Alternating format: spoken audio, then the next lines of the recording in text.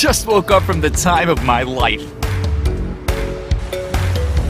It started with a major throwback. Then I got to meet the big shots.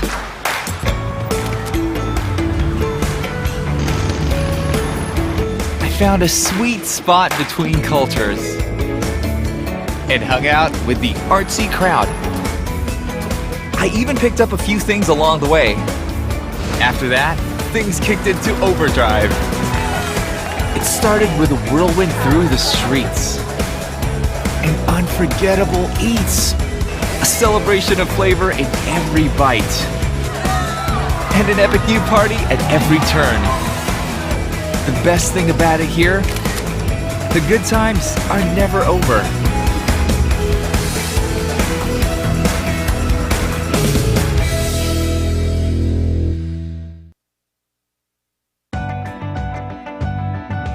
Bright lights, city sights, shopping malls, little stalls, flip-flops, rock and roll, street smart, fine art, new and old, bronze, gold, warm, charm, hot and cold. Quick bites, foodie finds, nice smiles, wild style, cheap thrills, sky high, knick-knacks, welcome back. Every corner, fun, fun, fun. Manila, welcome back.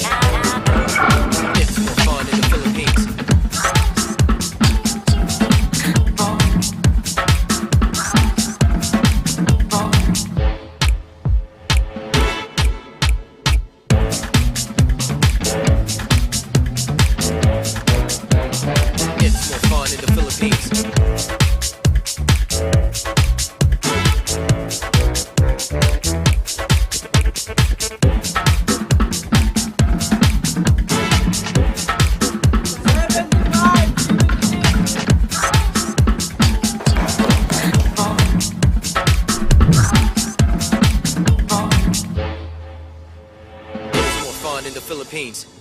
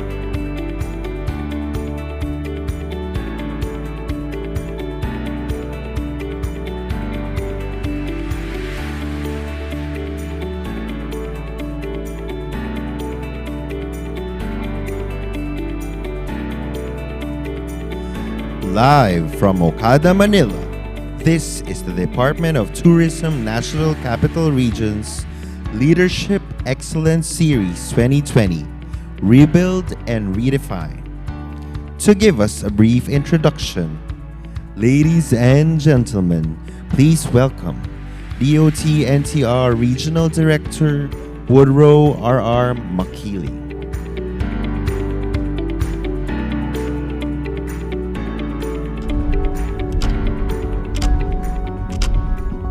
We are back in business, but not business as usual. Time and time again, Philippine tourism has consistently proven its resilience and its ability not just to bounce back as a sector, but to lead the country's economic and social recovery. Amidst this uncharted territory, now we call the new normal, tourism offers a unique opportunity for a more sustainable and responsible conduct of business. One of the fastest ways to rebuild consumer confidence is through tourism because of its multi-sectoral breadth and deep social footprint. Come to think of it, as we have been told to stay at home out of fear due to an invisible threat, being locked down for weeks and even months will need a psychological letdown and let out. This is where tourism will play its role in helping people recover and rediscover oneself and the community. Without further ado, it is my distinct honor to welcome you all to the second edition of the Leadership Excellence Series, featuring another powerhouse lineup of speakers inspired by TED Talk format that aims to highlight the 21st century business and leadership acumen. Echoing the theme Rebuild and Redefine, this online learning envisions to take the lead in harnessing global leadership ideas and digital technology to grow local businesses. So sit back with your pen and notes and be energized and inspired by our invited thought leaders and influencers. Ria, take it away.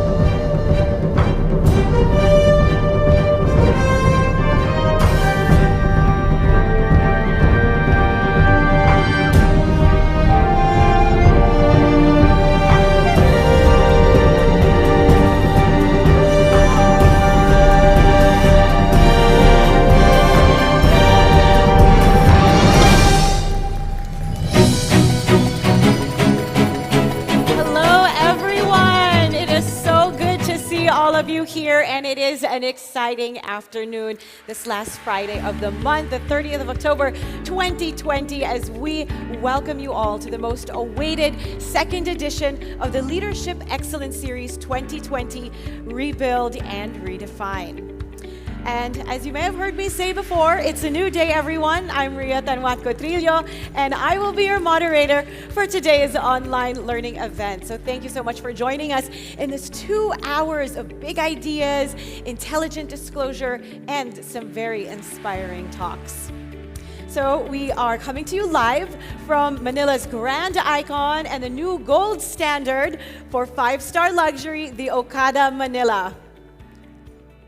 You guys are happy to be here, right? Amazing.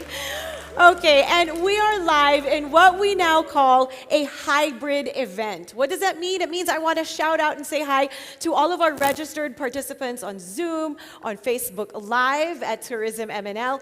Also, those of you who are subscribed to YouTube at Tourism MNL, and don't forget across all of the PCOO's social media platforms. And then, of course, we are also simulcast, and we have our full live production here in Okada, Manila. So very quickly, just a brief background on our program. The Leadership Excellence Series 2020 is a set of powerful talks featuring some of the country's most awe-inspiring thought leaders, captains of industry, and influencers. So in its maiden edition that was held back in July 24 of this year, I believe, it featured 2 of the country's highly acclaimed motivational speakers and business gurus, who I'm sure you've heard of before, the marketing mentor, Josiah Go, and the John Maxwell high-impact trainer, Francis Kong. And it was a record-breaking event with over 1,000 registered Zoom participants and more than 1 million viewers across all the different social media platforms. So congratulations to the DOT for that, really an achievement. For today, I'm happy to share with you that we have received a total of 750 and an increasing number of registrants for Zoom alone. And as of 2:15 this afternoon, we already have some 350 and increasing number of FB viewers and on YouTube as well. So we are very fortunate to be joined by some 700 members of the Association of Tourism Officers of the Philippines, and they are joining us live online all the way from across Luzon, the Visayas, and Mindanao. So a virtual welcome to Manila for all of you. Now, true to its promise, this trailblazing discourse returns to our screens today and puts the spotlight on big ideas and insights on 21st century leadership and business acumen, while also touching on the most pressing issues that we face in the world today. So all these and more in this 2-hour special that aims to rebuild and redefine the exciting trade of tourism. So we invite all of you to please be a part of our conversations by sharing and retweeting our real-time live updates on Facebook and Twitter at Tourism MNL. Also, Tourism MNL on Instagram and YouTube Live.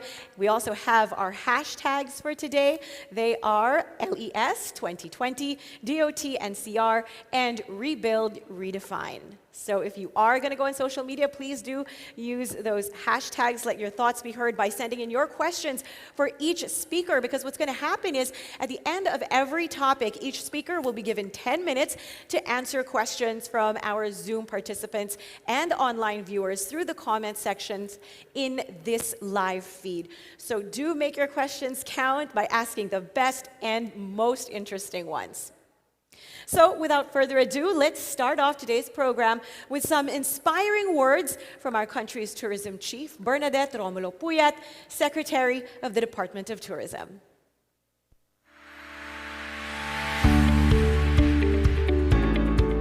Jonathan Yabot, one of our resource speaker for today's session.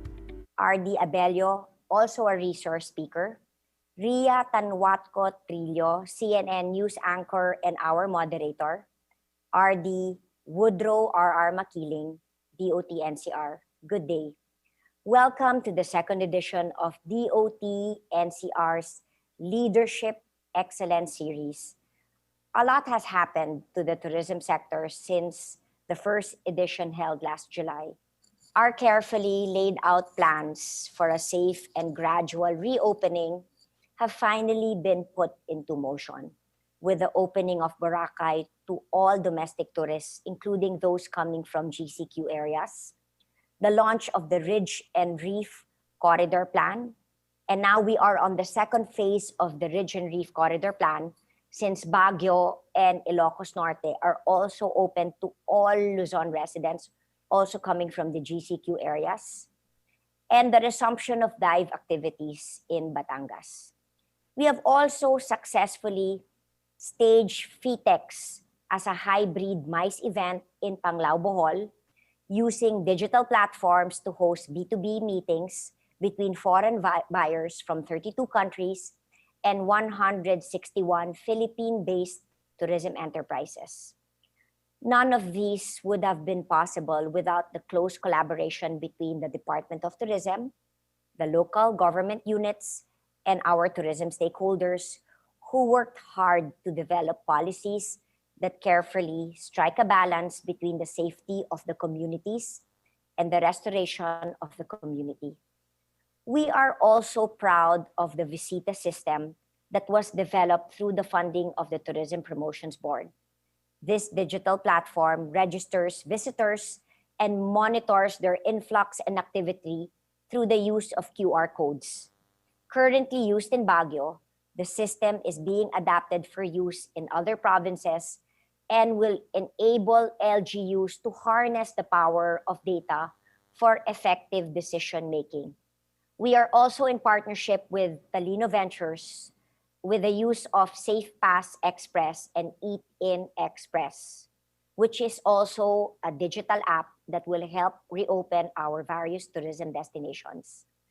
The relaxing of the community quarantine measures around the country will enable more people to travel locally, heralding the slow and eventual revival of the tourism industry. I'm looking forward to what lies ahead. On that note, I'd like to introduce the theme of today's Leadership Excellence Series, Rebuild and Redefine, which builds on the success of the maiden edition's theme, Recharge and Revitalize. This series, spearheaded by DOT-NCR, aligns with the DOT's ongoing online learning program on innovation and entrepreneurship courses that seek to retool and upskill our stakeholders and tourism employees in preparation of business under the new normal. Our first distinguished speaker, Mr. Jonathan Yabot, whom you may remember as the first Filipino winner of the Apprentice Asia, will be discussing digital marketing and sharing perspectives on how to navigate your business in the digital landscape. We also welcome Mr. R.D. Abelio, a top-ranked multinational speaker and high-impact trainer who will be talking about leadership strategies and how to thrive amidst the pandemic. I encourage today's participants, many of whom are local business owners, to engage with the different approaches to rebuilding and redefining your business strategies and to take advantage of the fast-changing world of e-commerce. I hope you use this opportunity to regain business confidence so that you may restart in a safe and sustainable manner as tourism activities start to kick into full gear. Let me commend the DOT-NCR led by RD Woodrow Makiling Jr. for organizing this exciting platform where industry leaders and thought leaders can exchange beyond business as usual insights that will help the tourism community rise to the challenges presented by the pandemic and beyond. I wish everyone a very engaging and inspiring webinar this afternoon. Thank you and mabuhay.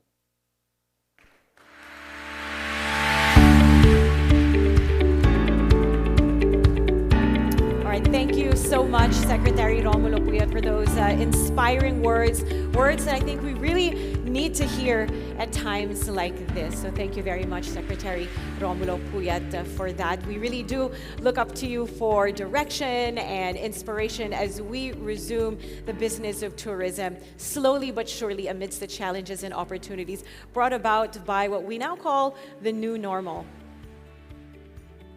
So we would like to start with our first speaker for today. Again, this is the Leadership Excellence Series 2020 Rebuild and Redefine. So to discuss his insights and how to thrive in digital marketing and technology, we have a man with very many accolades. I will give you just a few. He is the best-selling author of From Grit to Great, Fast Forward, Single Taken, or Building My Empire, and he has more than 10 years under his belt being a multi-awarded marketing and HR professional. He is a founder and managing director of the marketing consultancy firm JY Consultancy and Ventures. And he is, as Secretary Romulo Puyat said, the Filipino winner, the proud Filipino winner of the hit reality TV show, The Apprentice Asia. So please join me in warmly welcoming Asia's millennial guru, Mr. Jonathan Yabut. Thank you. Good afternoon, everyone. Thank you, Ria, by the way, for the kind introduction. Magandang hapon po sa inyong lahat. How is everyone doing? I need more energy, guys. Right? Yes, all right. And also, simultaneously, I know that we're all watching from our Zoom. We're watching also from our Facebook and also from YouTube. So I'm going to be asking all the participants right now, watching from the safety of your homes, please type an exclamation mark. By the way, I get to see your exclamation mark because in front of me is a screen right now. So please type that. I want as many exclamation marks as possible so that I can get the energy from everyone in the room. So as I start, my talk for today is simply entitled, and let me just move my slides. There you go. Can I just move my slides? There you go. All right. Pivoting to digital in time of pandemic, business trends in retail and services. A few things I'd like to share. So our company is entitled JY Consultancy and Ventures. We are a company that involves itself in public speaking, business writing, technology, leadership, and the like. And also we take pride of being Asia's world's widest motivational speaker and business speaker. We've done our sessions not only in Southeast Asia, but as far, for example, as New York in the United States, and also in Buenos Aires in Argentina. We also invite you, if you'd like to ask us for a lot of the sessions involving, let's say, public speaking, they are all available in our website, free, 100%. They are webinars involving, again, business, writing, leadership, and the like. You can scan the QR code for all the participants watching from the safety of their homes. That's all available for you. Lastly, because I want to excite everyone in the room, please join our Viber community because in today's session, I only have 30 minutes for this, I am going to give away free tickets for our upcoming webinars. And whoever gets to answer quickly wins. You might be wondering, how do we get to do that? Because we're all scattered in different parts. As Ria mentioned a while ago, this is a hybrid event after all. So I have my phone with me. Whoever gets to answer first by scanning the QR code, which you get to see on your screens right now, or you can copy also the link. I'm gonna call out the person on my phone, and you get to win our tickets. Just in case you're wondering what those tickets are, the first one is our first ever session, Boost Your Confidence, happening on November 21 and 28. And the second one, which I think a lot of you may be interested, our third batch for advanced techniques on how to use Zoom, Google Meet and Facebook Live. I think a lot of people need this in the hashtag new normal, especially when we're navigating the very confusing buttons of Zoom. Can I get a letter Z in the chat box for all the participants, please? I'm sure a lot of you can relate to that. The entry and the exit chime, not knowing if your videos are still open, for example. Yes? Can I get an exclamation mark again if you can type that in the chat box? All right. Let's start the session. And again, before I start, I want to get some energy. Please type exclamation mark or give us some hearts in the chat box. If you'd like to get a copy or access the handouts of our session, that's also displayed right in front of you. You can see the QR code or bit.ly/DOT-Digital. I'm giving you some handouts because I understand a lot of our entrepreneurs today would like to know more about social media. All right, COVID-19 will change us permanently. And the first thing I'd like to share is this. Number one, and the clicker is not working, by the way, so RD, FYI on that. More dependent on online transactions. What do we mean by that? It means that moving forward, a lot of our transactions need to be cashless and contactless. I'm sure a lot of you can relate to this. Can I get a letter G in the chat box? Many of us have started to get a GCash, a Paymaya, a PayPal account, only because we've been forced to do so, and that's going to be even hastened as we move along. So that's the first one. The second one is we know that a lot of the events in the next 2 years remain to be about digital. What we're doing today is a hybrid example of that. Expect that your ability to charm, ability to build relationships is not only going to be confined face-to-face. My question is, magaling ka ba mag-connect even if it's virtual and even if you don't get to see your audience members? And that in itself is a true trademark of a great presenter. Finally, number three, we need to understand that it's not anymore EQ, IQ, or TQ. We have what we call as the PQ, or the preparation quotient. The ability of an individual to anticipate what happens in the future. Disasters, diseases, your finances, etc. This is going to be now what we call as the hashtag new normal. So my question is, have you trained your mind and heart to be resilient? Can I get a letter L, please, in the chat box? Could you please type that? Who here is a leader who now embraces that his goal is not just to technically equip people, but also ensure that their mental wellness is also covered? That's another part of our leadership skills. I'm saying that because at the end of the day, I want us to please be aware but not anxious. Can I please ask the participants in the room, or also the ones in the Zoom and chat box, YouTube or in Facebook, please type that. I just want you to commit to it. I am aware but not anxious. If you could please type that. Type that because I want you to remember this all the time. There's a difference between anxiety and awareness. Anxiety is when you just keep on reacting. Awareness is being aware of what you need to do next. So if I were to make a metaphor, it's very similar to these two things. And I want to ask you, which one are you? For example, are you, let's say, a thermometer? I'm sure sawang-sawa na kayo every time you go to a restaurant, a hotel, or anything else. It's always about the thermometer. Or are you, in this case, what we call as a thermostat? Could you please type in the chat box, what's the difference between the two? I'm going to call out the participants in Zoom, YouTube, and also in Facebook. Could you please type? Whoever gets to find out, please type. So as you're typing that, I'm going to warm it up. Ang thermometer, when it finds out that you are 17 degrees, it just keeps on reacting at 17 degrees, right? It does nothing about it.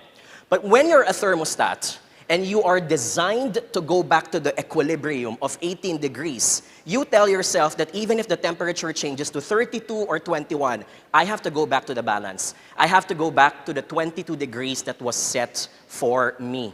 So a thermostat doesn't only react. A thermostat responds. It takes control of the temperature back to where you were set. This, I think, is a very good metaphor of what the pandemic times requires all of us. Whenever things don't go the way you want it to be, do you react like a thermometer? Or do you respond like a thermostat, telling the rest of the universe, I know I don't like this, but I'm going to take control of it because I need to take control of my life and the rest of my family and loved ones as well, right? Could you please type, which one are you? Type it in the chat box. Are you the thermometer or are you the thermostat? Can I also ask the audience, my small audience here, shout out, are you the thermometer or the thermostat? I'm sure you are the thermostat. We choose to become the thermostat at the end of the day. So therefore, now that we've established that, companies since March 2020, when we've all been started to lock down, reliant on physical retail and services, and I can totally relate, some of my family members are in the tourism business as well, reliant on physical and retail services quickly pivoted in the time of pandemic. So I'd like to share a timeline. Our company involves itself in digital marketing, and we've seen how a lot of organizations change. For example, when you look at March was the type of stage 1. More companies started intensifying their online presence. Yung mga ibang company na hindi naniniwala sa Instagram, biglang nagkaroon ng Instagram account. Some services who didn't even have a LinkedIn account suddenly thought, yes, I have to embrace LinkedIn account as well. And then sometime in April, that's when a lot of companies started to realize Lazada and Shopee has been there for quite some time, but why am I not there? And so you will notice today almost every gung-ho organization or company now embraces online storefront and payments. I worked for a telecommunications company, Globe Telecom, 15 years ago, and I remember GCash was a nobody brand. Most of the department people in that company was begging merchants in order for them to become part of GCash. Now it's the other way around. It's them being begged by so many companies to be able to create an account because that's the best way to be able to transact and connect with their customers. Sometime in April and May, it started even evolving. You will notice by now, which I will discuss later on, that a lot of organizations started expanding their customer service and presence. Case in point, can I get a letter V in the chat box? Could you please type it? Who here is a member of a Viber community today? And as we all know, if it weren't for Viber community, I will not be able to know the opening and closing hours of my favorite malls. How do I get to deliver my favorite food? How do I get to transact with other people? Finally, and we will see this even more, May onwards, we started seeing organizations to stage 4, expanding to content publishing. I'll give some examples of Filipino companies who are doing well on this, but content publishing is simple. You sell not because you want to offer the item, but because you want to entertain, you want to inform, you want people to keep on anticipating your posts on social media. That's very relevant in the age of Instagram stories, in the age of TikTok, YouTube, and the gold standard today, if you are existing as a brand, you ought to have at least one webinar per quarter. Can I get an exclamation mark if you can relate to that? I hope the people who are listening to this start to continue their content publishing as well. So, let's talk about the next steps. John, gets ko na. How do I therefore improve my online presence and improve my ability to connect with my customers? And my tip number 1 is this: be obsessed with your online presence. What does this mean? Everyone is now driving on the same road. That's what we call as social media. That's what we call as the internet. Therefore, you're competing for the same amount of attention, and yet that's so hard because everyone is driving in the same lane. So, can I please ask all our business owners who are watching on Zoom, YouTube, and Facebook, I want to give you a quick challenge. Take out your phones, or if you're in front of your laptop, please type it now. I want you to Google search your company or brand name and check the first 2 inches of the search results on your phone. I'm going to give you 10 seconds for this, right? Company name, brand name. If you're the business owner, probably you can type it. If you're a sales agent, I'm even going to call out people in the service industry. Let's say you're in the insurance industry, real estate industry, or whatever industry it is. Type your name. Now, could you please type in the chat box, what exactly did come out when you type that? And if our small audience here, I'd like to invite you, if you also like to do that, you can do that. Okada folks, you can also do that, right? So I'm seeing the answers now in the chat box. Some people are saying they're seeing their names, they're seeing their Facebook accounts, they're seeing their LinkedIn accounts. What we know today is that when you type in the chat box, what you see in the search results are the following. So you're gonna see a lot of social media accounts bearing your name. It could bear your photo. It could bear some news items. If there was any company, let's say for example, CNN or Inquirer, who mentioned your company and your name on it. Why is this important? The first thing that any customer is going to do if you're charging them and asking them for a payment is not to easily believe in you. Agree? Can I get an exclamation mark? Let's say, for example, I'm a dealer from a real estate or a car company, and I start asking you, Ma'am, magda-down payment na po tayo ng 200,000 pesos. Obviously, if I can't get to see you face to face and I have no choice but to do that down payment via my online bank account, the first thing that I will do is to research your name. Yes? Can I get an exclamation mark? What does this mean? If your online presence is poor and I cannot even see your name on the first 3 inches, could you please type in the chat box, what's the first thing that people will think about you? Could you please type? I'll give you 10 seconds for this. You can type this on your Zoom, on your YouTube and Facebook, right? Ang unang iisipin ni customer, isa kang scam, that you might not be legit at all. What does this mean? Your online identity is the identity that matters. Whether you are a hotel, a restaurant, or a small-time seller of plants, your online identity is one of the most important things to shout out to the rest of the world that you are legit. So creating that Facebook account, creating that LinkedIn account, creating that website, being present on Viber is not an excuse. It is a non-negotiable part of our responsibilities today. All right? Can I get an exclamation mark? Let's check your energy. If you're on Facebook, please give me some hearts. I would appreciate that. Thank you. And again, if you'd like to get a copy of our handouts, you can scan the QR code or you can copy the link and you can have a copy of this entire presentation. Tip number 2, and this is my favorite part as well, be relentless in being available to your customer when you can, 24/7. Why am I saying this? It is tough to compete for customers' attention because everyone's doing it. So sometimes, if you can't compete with them, you have to build the space for that attention. I'm talking about, in this case, Viber communities. So for example, let's do a quick poll. Could you please type your answers in the chat box? I'm calling out folks on Zoom, Facebook, and YouTube. Are you a member of a Viber community today? Could you please type your answer? Letter A, yes, lots of them.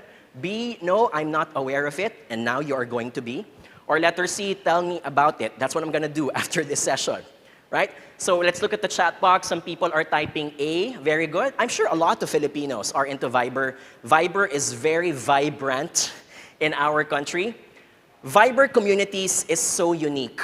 WhatsApp and Facebook Messenger don't have this right now. Even Telegram, which is becoming a very popular platform, does not also have this. In Viber communities, you get to subscribe to daily updates of any online business, so you get to know their opening and closing hours, what are the exclusive promos, etc. For those who are typing in the chat box, could you please type, ano mga favorite Viber community ninyo? All right, so I'll show you one of my favorite. Of course, I'm a big fan of Jollibee. So Jollibee has one of the highest followers today in Viber community, I think around 40,000 followers. You also have here the SM Supermalls. I live in Taguig, and so I'm only dependent on a lot of the deliveries done. And it's so unique sa SM Aura. They even tell you what is the queue of their supermarket down to every 2 hours. Ganun sila ka-specific. Which means it entices me to know when is a good time to enter and when is a good time to delay my scheduling of my visits as well. A few more examples, a lot of other pharmacies and stores like Watson's are also available in Viber today. And of course, our very active Department of Health also has a very vibrant Viber community, right? Can I get a letter V again if you're subscribed already to that?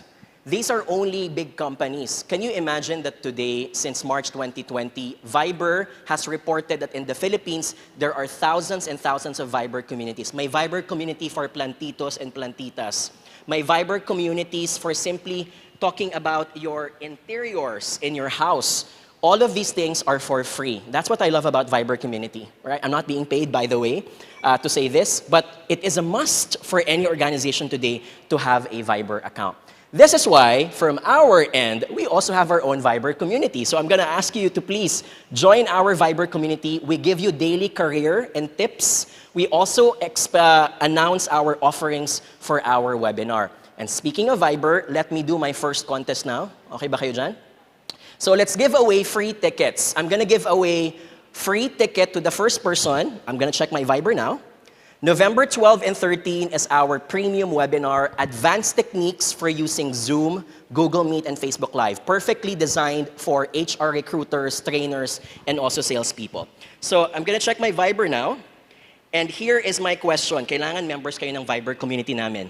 So that means you have to contact our Viber admin in order for you to be a winner. Fastest fingers wins. That's our QR code if you're not yet a member. And that's our link. So my question, it's a fun game, by the way. My question is this. What do you think is the top view of this? I'll give you 15 seconds. Meron tayong konting delay sa Facebook. It's usually a 20-second delay, so I'm gonna wait for that. So regardless if you're on Zoom, your YouTube, or Facebook, I get to have your answer. Okay, I now have some answers here. Okay, I have 12 now. Let me just check who got it correct. I have 24. Wow, ang bilis ninyo. Okay, let me just check. Some people got it wrong, however, unfortunately. All right, my winner, the name is Mr. Vincent Pilien. Congratulations, Vincent. I'm putting an exclamation mark now here para lang alam mo ikaw nanalo. The answer is letter C. Okay. Congratulations. Let's move on. Don't worry, meron pa tayong isa pang contest after that. While you're still on a high, could I please check your energy? Give us some like. Give us some hearts, please, on your chat box. If you're on Facebook, we would appreciate if you get to share that also on your newsfeed. All right? Finally, I'll end with this last note. This is my last lesson. Please expand your mindset from being a seller to being someone else. You're not just a seller, you're also an entertainer, you're also a content publisher. That is the gold standard in today's pandemic. Customers are hungry for entertainment and info in the time of pandemic. So take advantage of this demand to get what we call as brand love. What do I mean by this? I'll show you some Instagram screenshots. This is IKEA, which is about to be built next year. This is Nike, one of the most engaging Instagram accounts for sports. And also, you have AirAsia, where I was an alumni a few years ago. If you look at their Instagram accounts, you will notice wala sa kanilang nagbebenta. Wala ka makikitang buy, buy, buy, discount, discount, discount, purchase, purchase, purchase. All of their accounts are simply about stories. Nike is not selling shoes, it's selling victory. IKEA is not selling furniture, it's selling small spaces that can be propped up to the beautiful place that you can own. AirAsia is not just selling flights from point A to point B, it is selling destinations. So when you look at their Instagram account, you will notice, and I'm trying to encircle that now, you'll notice that a lot of them, right, have photos and videos at calculated land. If you look at their accounts, you're seeing the circles now. My photo, my video, my photo, my video. It is calculated, it is not accidental, because the point is that even if I'm not buying a flight, even if I'm not buying a pair of shoes, neither a new furniture, I want to keep on anticipating your posts because I'm delighted by the posts. I get entertained, I get informed, I get inspired. This is what we call, by the way, as content marketing. At the end of the day, if you are a seller, you are not just selling, you are also publishing content. We're selling stories, we're not just after sales. We're selling inspiration, not just after income. We're selling entertainment, not just enrollment or subscription into your business. If you're an online seller, you have to embrace this mentality. Because no customer would want to just keep on following you because benta ka lang ng benta. Case in point, posts usually come in 3 categories. And I want you to reflect, ganito ba kayo mag-post sa inyong social media? We have one category called information. Press release, product announcement, blog post. Meron tayong promotion, nagbebenta ka lang, discount, sales, partnerships, and freebies. And finally, you have entertainment. That's when you make some videos that are funny. You make some mini teleserye that's related to your brand. Anything that wants me to be entertained or inspired. Here's the problem. Many of us fall into the trap of just keeping on promoting and selling. Benta lang ng benta. So for example, can I get an exclamation mark in the chat box of our Zoom, YouTube, and Facebook? May kilala ba kayong ganito? Every day, lahat ng post niya, buy, buy, buy, sell, sell, sell, benta, benta, benta. This is the kind of calendar that will make your customers unsubscribe, unfollow. Why? Because they won't be buying your products all the time. They will only keep on following you if there is a reason to follow you in the first place. So what you want to become is to transform yourself into a content publisher. In this case, you do what we call as diversifying your content. Day 1, you can have information. Day 2, you can have entertainment. Day 3, you sell. So that on certain days or certain hours of the day, there's something to anticipate about your post. This is the gold standard today when it comes to digital marketing. If I were to put that into a calendar now, if you look at it, and I'm sure a lot of our business owners are into this is what happens on your 30-day calendar. Kung bago ka pa lang, you may post once a day. Paiba-iba ang post mo. But when you become an expert, you start graduating into a more complex type of animal. And that, in this case, is you do it twice. You do it 3 times, for example. So, if I show this now, pwede kang 2 times, isa sa umaga, isa sa gabi. Some people, and if you look at accounts like Coca-Cola, Nestle, and all other companies, they don't post just once a day. They may post 3 times or 4 times a day. The point is, they don't just sell. They inspire, they entertain, and they motivate. So can I please ask, and here's a poll. Can I ask all our participants in the chat box, are you now more conscious of what type of content do your teams post online?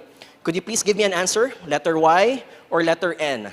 Yes, I'm more aware of the repercussions of doing promotional posts only. Or letter N, I've yet to post more actively. Whatever your answer is, that's fine. The key to self-improvement is self-awareness. You won't be able to become a better person if you don't count it. And remember, what is measured can be improved. Could you please type that in the chat box? What is measured can be improved. If you don't keep score of your activities online, you won't be able to identify what needs to be changed as well. All right? Can I get an exclamation mark before we go to the last part? Give us some hearts on Facebook, please. I am checking your, I have in front of me the message board, so thank you for those who have typed that. Let's do our last contest, okay? Grabe, nag-exercise ako with this clicker, ha? Let's do a contest with Viber now. Bibigyan ko kayo ng bagong clicker, by the way. Bibigyan ko kayo.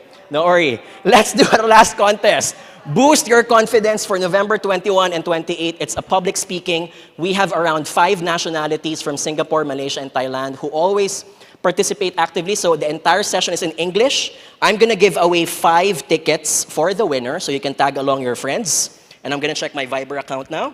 And here is my question, ladies and gentlemen.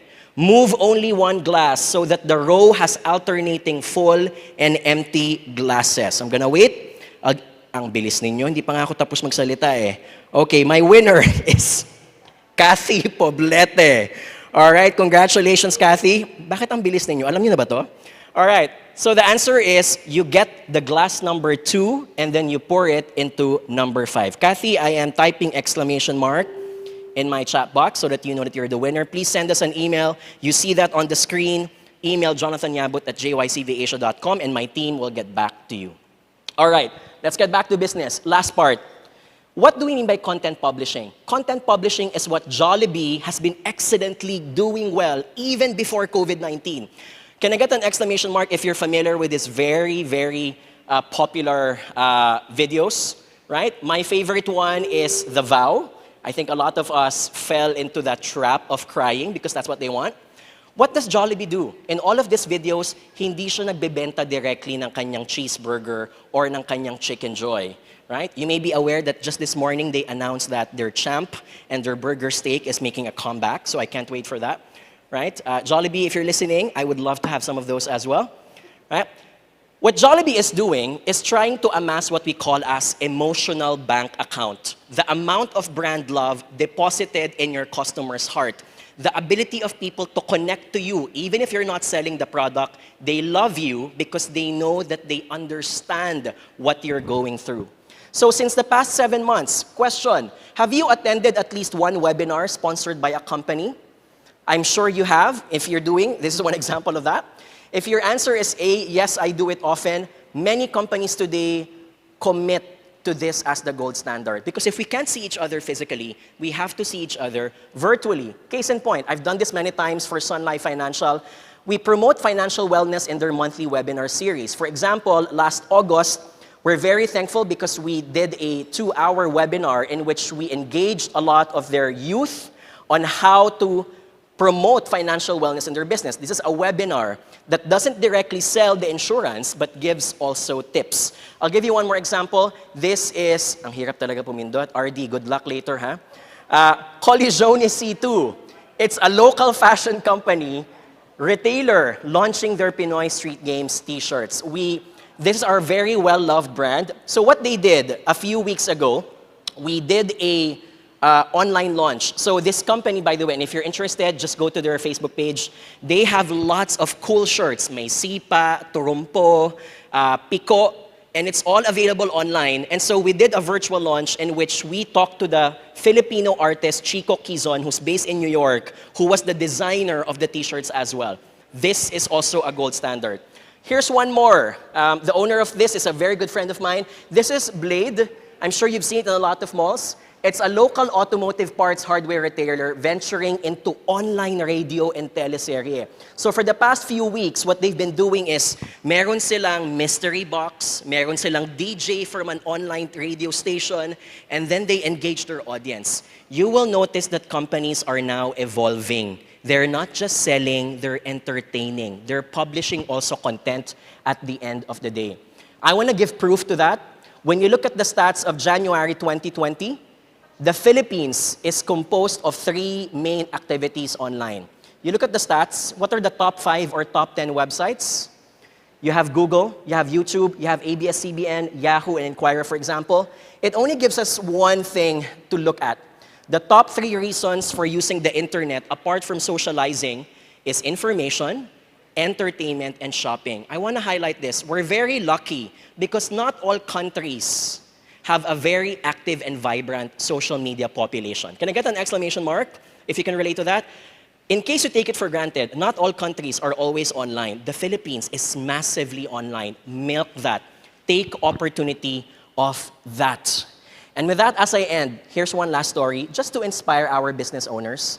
In 2012, one of the biggest companies in the world, Kodak Eastman, filed for bankruptcy. It filed for bankruptcy because it did not want to evolve into digital. Sabi niya, we're doing so well. We're 85% owners of the market. Why change and go to digital? But smartphones came in, Friendster happened, Multiply happened, and Facebook happened. People did not need to print photos anymore. They just need to upload them online. But something happened to their other competitor, Fujifilm. They were also at the brink of wanting to file for bankruptcy.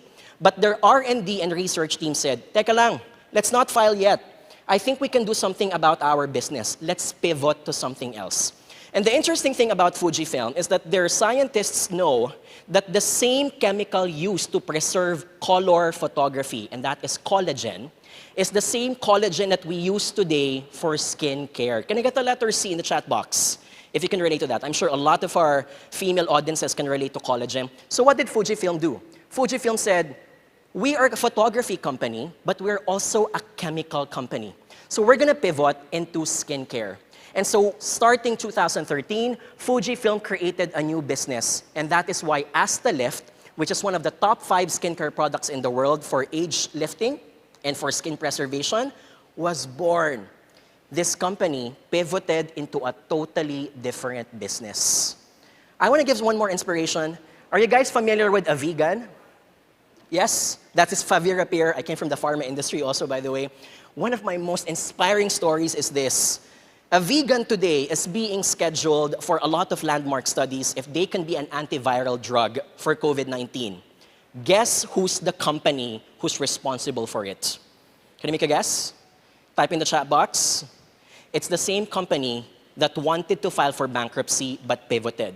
Favipiravir, or a vegan, is actually owned by Fujifilm Pharmaceuticals. Such an inspiring story about how, in the times of adversity, you get to become a better version of who you are.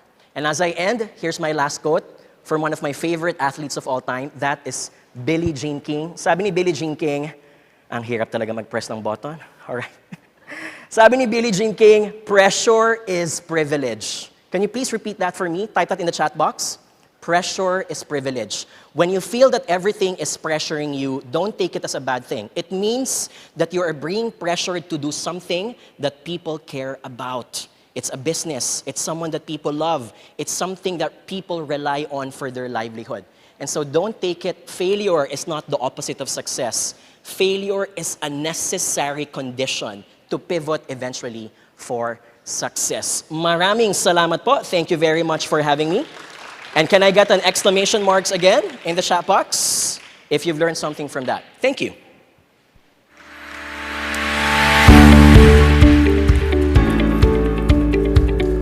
All right, thank you so much for that, Jonathan. Really interesting stuff and inspirational as well, which I'm sure a lot of our attendees and our viewers online are really appreciate. So now we have 10 minutes, so if you guys do have questions for Mr. Jonathan Yabut, please type them in the chat.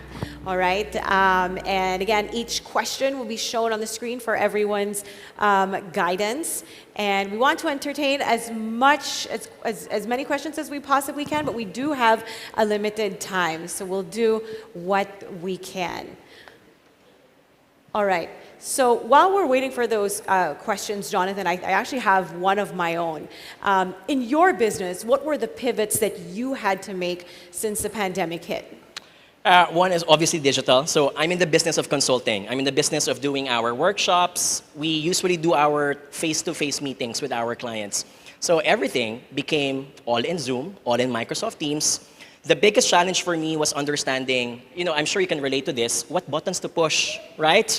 How do I turn on my video? How do I turn off someone else who's not muted properly?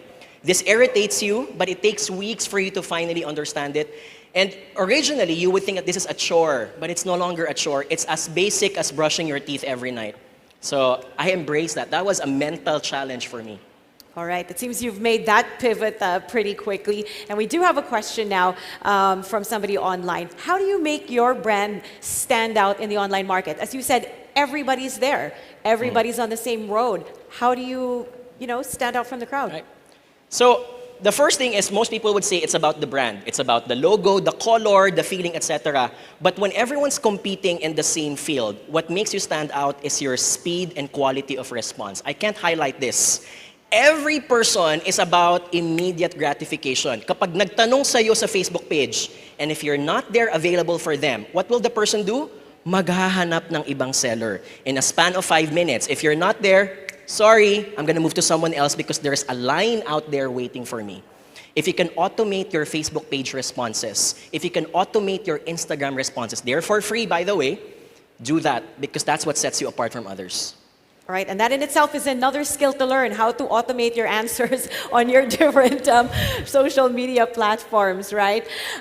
Okay, another question for you, Jonathan. What platforms are the most important to be present in? I guess this also might depend on what kind of industry you're in and who your market is, right? Agree.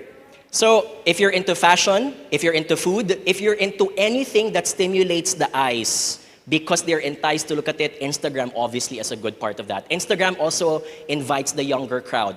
If you're, however, in the mainstream business, Facebook is still going to be there. If you're into services, law firm, legal services, hospitality, etc., it's also important to be on LinkedIn because that's where everyone looks for a provider, a supplier. But my answer to all of these is simple. It is not about choosing which platform should you be only. Remember that online business is like a raffle. The more raffle entries you put, the higher the chance of winning. So if you're a clothing company, like our client, Colligione C2, we tell them, you have to be on Facebook, you have to be on Instagram, you have to be on Viber, and you have to have your website. Not everyone is going to be on Facebook the entire time.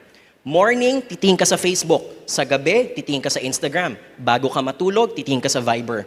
If you're not in any of these platforms, you're missing the opportunity for your customers to trigger themselves to buy. As you said, be obsessed with your online presence. That's right. Right? Be obsessed. Okay, another question for you, Jonathan. What are ways to enrich content? And could you please give us tourism type of examples?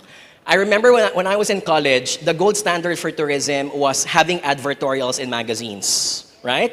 I worked for the airline industry for 4 years, so it's always about having nice photos, etc. This is like very passé in 2020. It's all about walkthrough.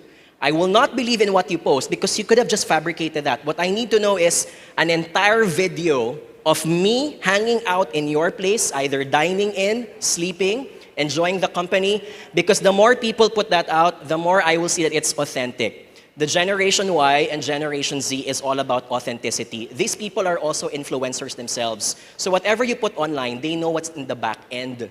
Alam nila if you just took that photo for 24 hours or so, pero alam din nila kung alam nila na ang pinost mo is something that they can also enjoy when they visit your hotel, your restaurant, etc. Especially today, safety is an issue. Showcase in the videos how safety is an important part of your establishments. Right. Yeah, I like the idea of the walkthrough since, you know, travel is only just opening up now. I know me and my family, we like to get on YouTube and just watch other people's vacations and dream about the day that we can actually go there. But they're so informative, actually. It's not just entertaining. It's like when we watch that, we say, oh, sige, when we go, let's do that also. That's right. Diba? That's how you figure out what you might want to do. And I'm sure people get wonderful tourism ideas from that. All right. So I think we do have a couple more questions, do we? I think we have a little more time. Again, you guys can ask us on our social media platforms. If you are on Facebook or Zoom, we'd be happy to have them here. Okay, here's one. It says, what is the best online platform to build online engagement for small entrepreneurs in tourism industry? So what advice can you give the smaller players, Jonathan? Firstly, I'm not a big fan when you say what is the best, because there will never be a best. The goal is to be present in as many platforms as you can. But let's assume you don't have much time. If you have to choose one, go for the king of it all, and that's going to be Facebook. 70 million Filipinos out of the 108 million are on Facebook. A higher chance of you to be connected is through the same content. Plus, ang Facebook, hindi lang siya photos and videos.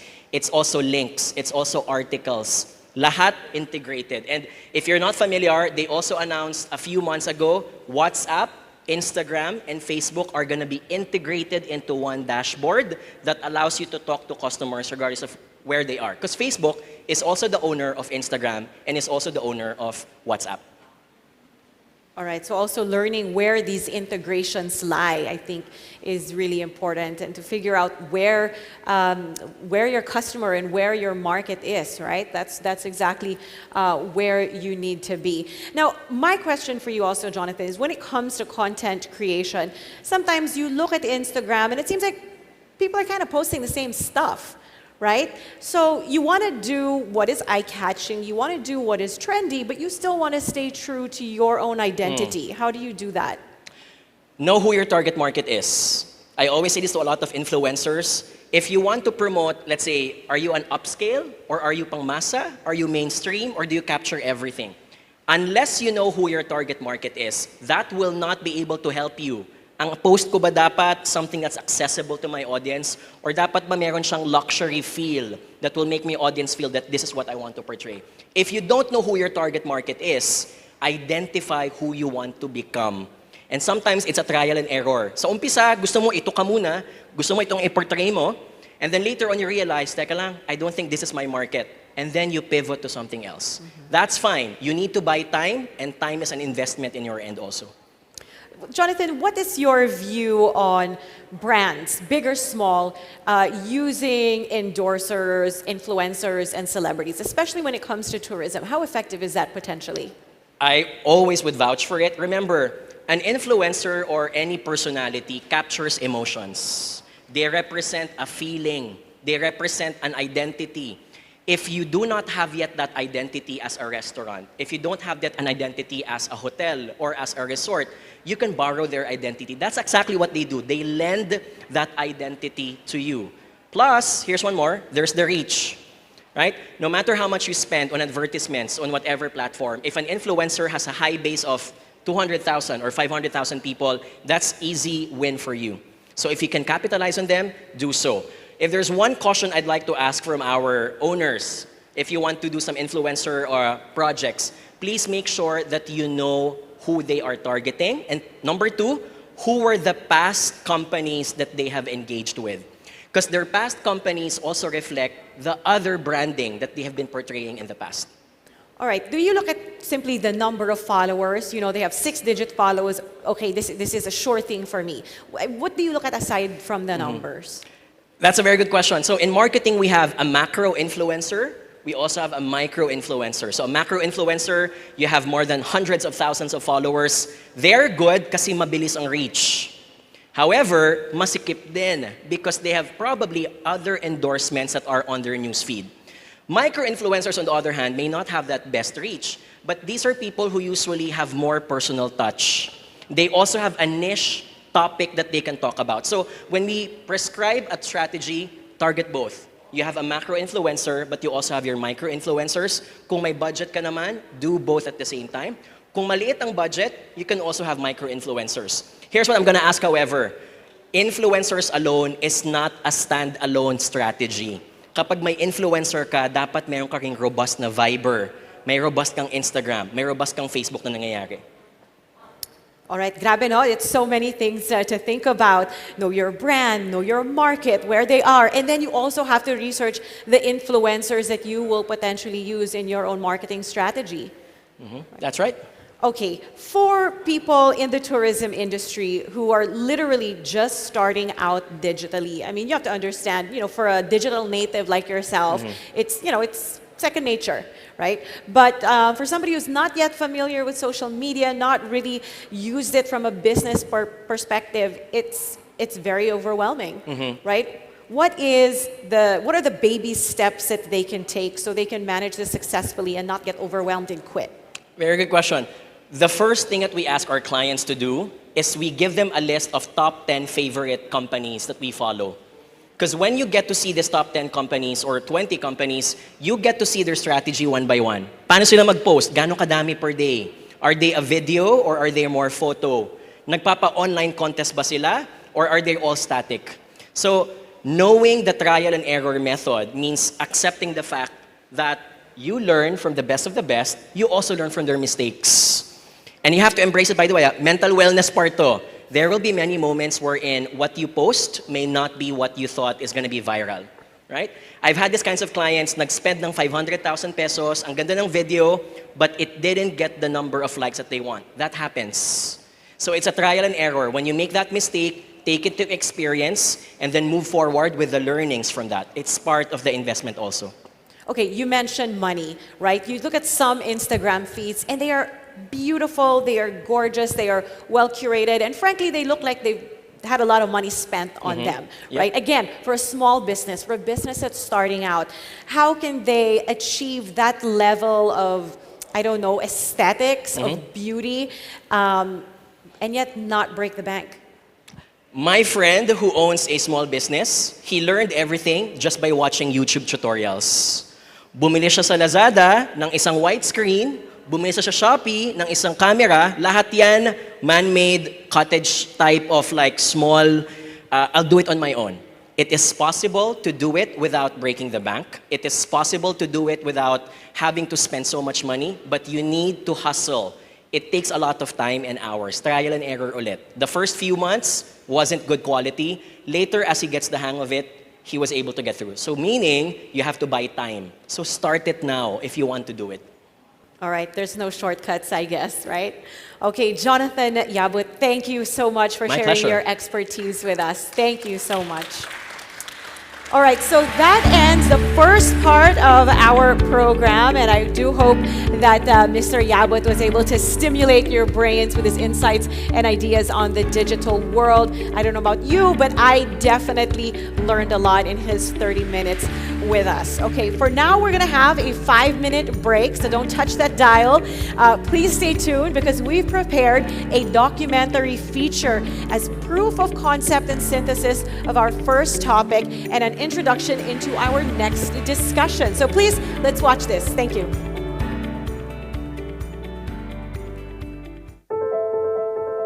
Tourism is one of the main economic drivers of our economy, contributing to 12.7 in our GDP.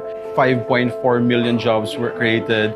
And in 2019, we reached as much as 8.3 million foreign tourists in our country.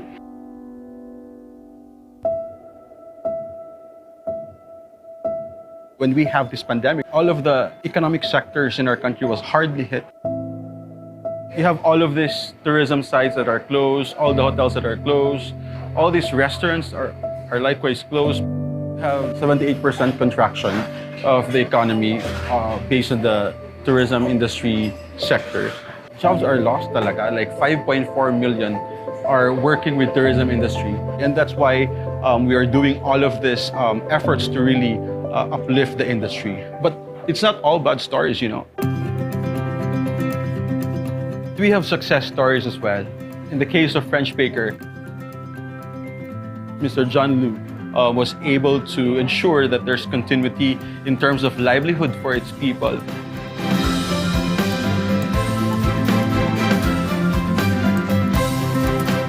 Not a single employee was fired during the pandemic. Not a single employee lost his job.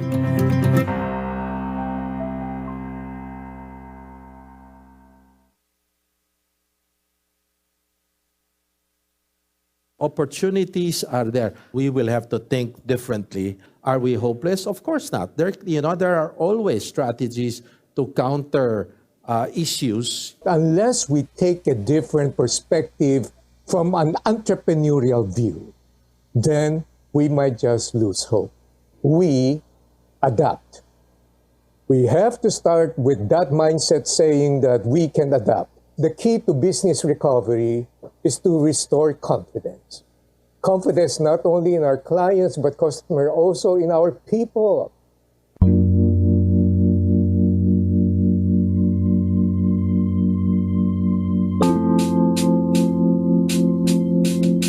It was in 1989, the autumn of 1989. Sometime September when we opened our first store. It was at the SMCB North EDSA. I told myself if I was just going to sell things that were being sold in the supermarket, then there would not be much differentiation and excitement. So I decided to look around, and I went back to my notes in 1985 when I first traveled to Europe. And just savoring the bakeries there in Paris left bound, it never left me. The memory never left. And so I looked for experts who could help me. And then I started French Baker. And why the French Baker? Because of my memories of Paris back in 85. Paris was a beautiful dream, was a beautiful adventure, was the most beautiful city in the world. And I wanted to communicate to my consumers all the experiences that I got from France via my products. So that started it all. And later on, the growth came with SM. The first store was so successful that in 6 months I was offered a second store. In 9 months, a third store. And in 2 years, my fifth store. And the adventure and the stress of expanding goes on until today. So I knew that if this pandemic would not end, it will bring about disruption upon disruption, economic disruption. So at the back of my mind, I was already looking at the fallback position, what ifs. So I knew that the max time is 6 months. And I knew that bread is such a comforting, nutritious product. Never mind the lechon, never mind the buffet. And so when the pandemic hit and we were asked to shut down, I asked the one store, can you please stay open and be the beacon of light? Can you please stay open, you people, and I shall be with you. And since that day, and before this one, I've been in the store every single day during the period we were locked down. Because as a person and as a leader, I believe that you cannot be an armchair general giving orders if you cannot yourself execute the orders. And since I'm playing coach most of the time, and thanks to my children and my wife and my key managers of 31 years, everybody seemed to already know what to do. Everybody knew, the first thing they knew was that it's a personal risk that they have to take and a personal sacrifice.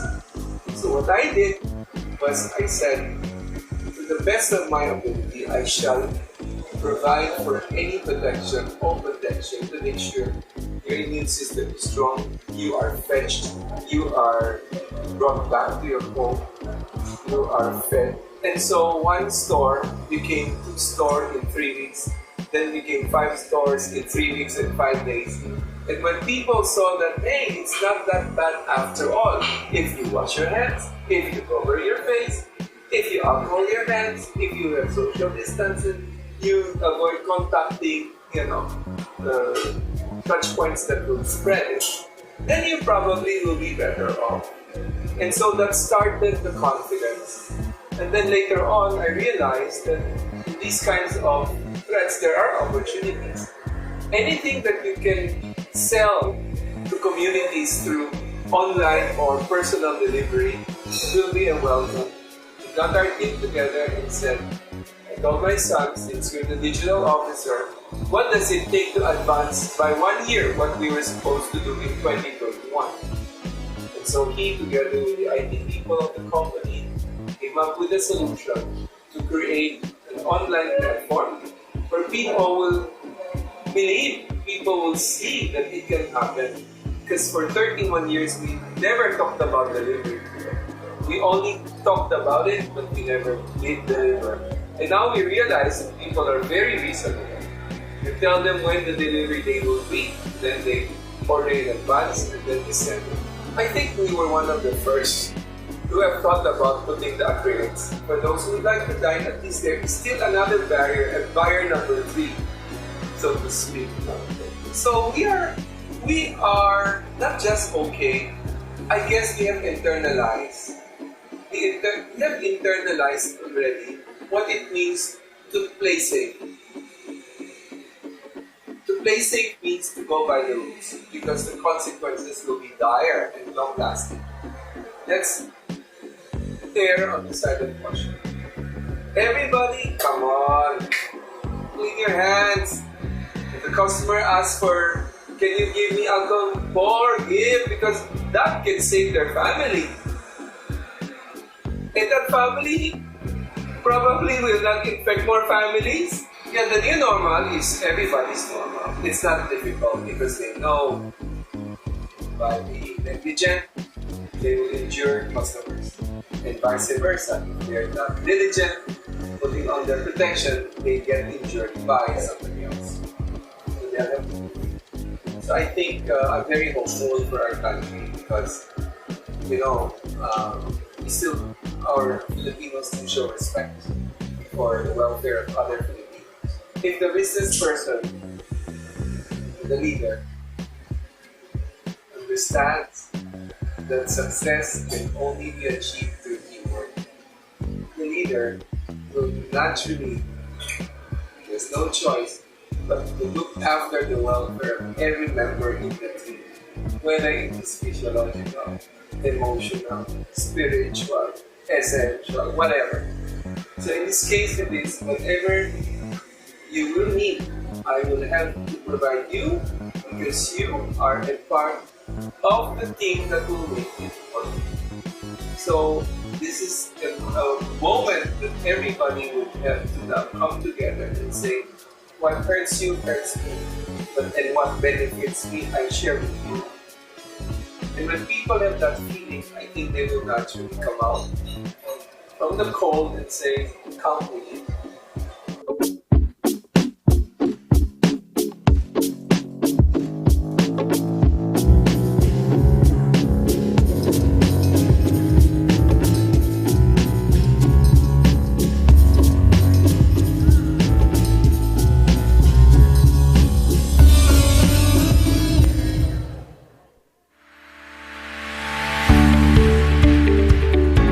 Hello once again and welcome back to the DOT-NCR's Leadership Excellence Series 2020 Rebuild and Redefine.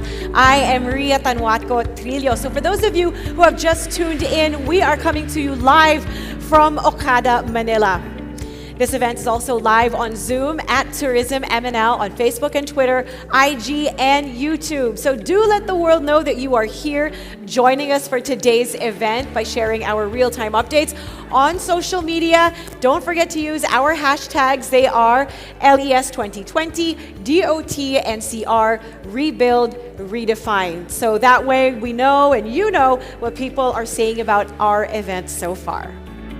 Now, what you just saw was a short documentary featuring French Baker and Under Armour Philippines. So truly amazing and inspiring stories of adaptability during these unprecedented and most challenging times.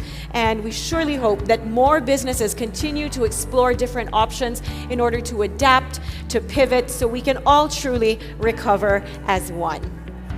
Okay, moving forward, it is time now for our second speaker for today's Leadership Excellence Series 2020 Rebuild and Redefine. And he's going to share with us his insights on leadership thriving amidst crisis. He is a best-selling author and a top-ranked multinational speaker and one of the 2 John Maxwell high-impact trainers in the country. Please give a very warm welcome to Mr. R.D. Abello. Thank you very much, Ria. Hello, good afternoon, everyone. Thank you very much. Thank you so much for inviting. We're going to be talking about leadership and thriving amidst change or crisis. And when you talk about leadership, they say that there are only 2 types of leaders in the world today. Okay? There is the mature leader and if there's the mature, there's the very good children. There's the mature and the immature leader. The difference between the 2 is very simple. By the way, they say that maturity has nothing to do with age. Will you agree?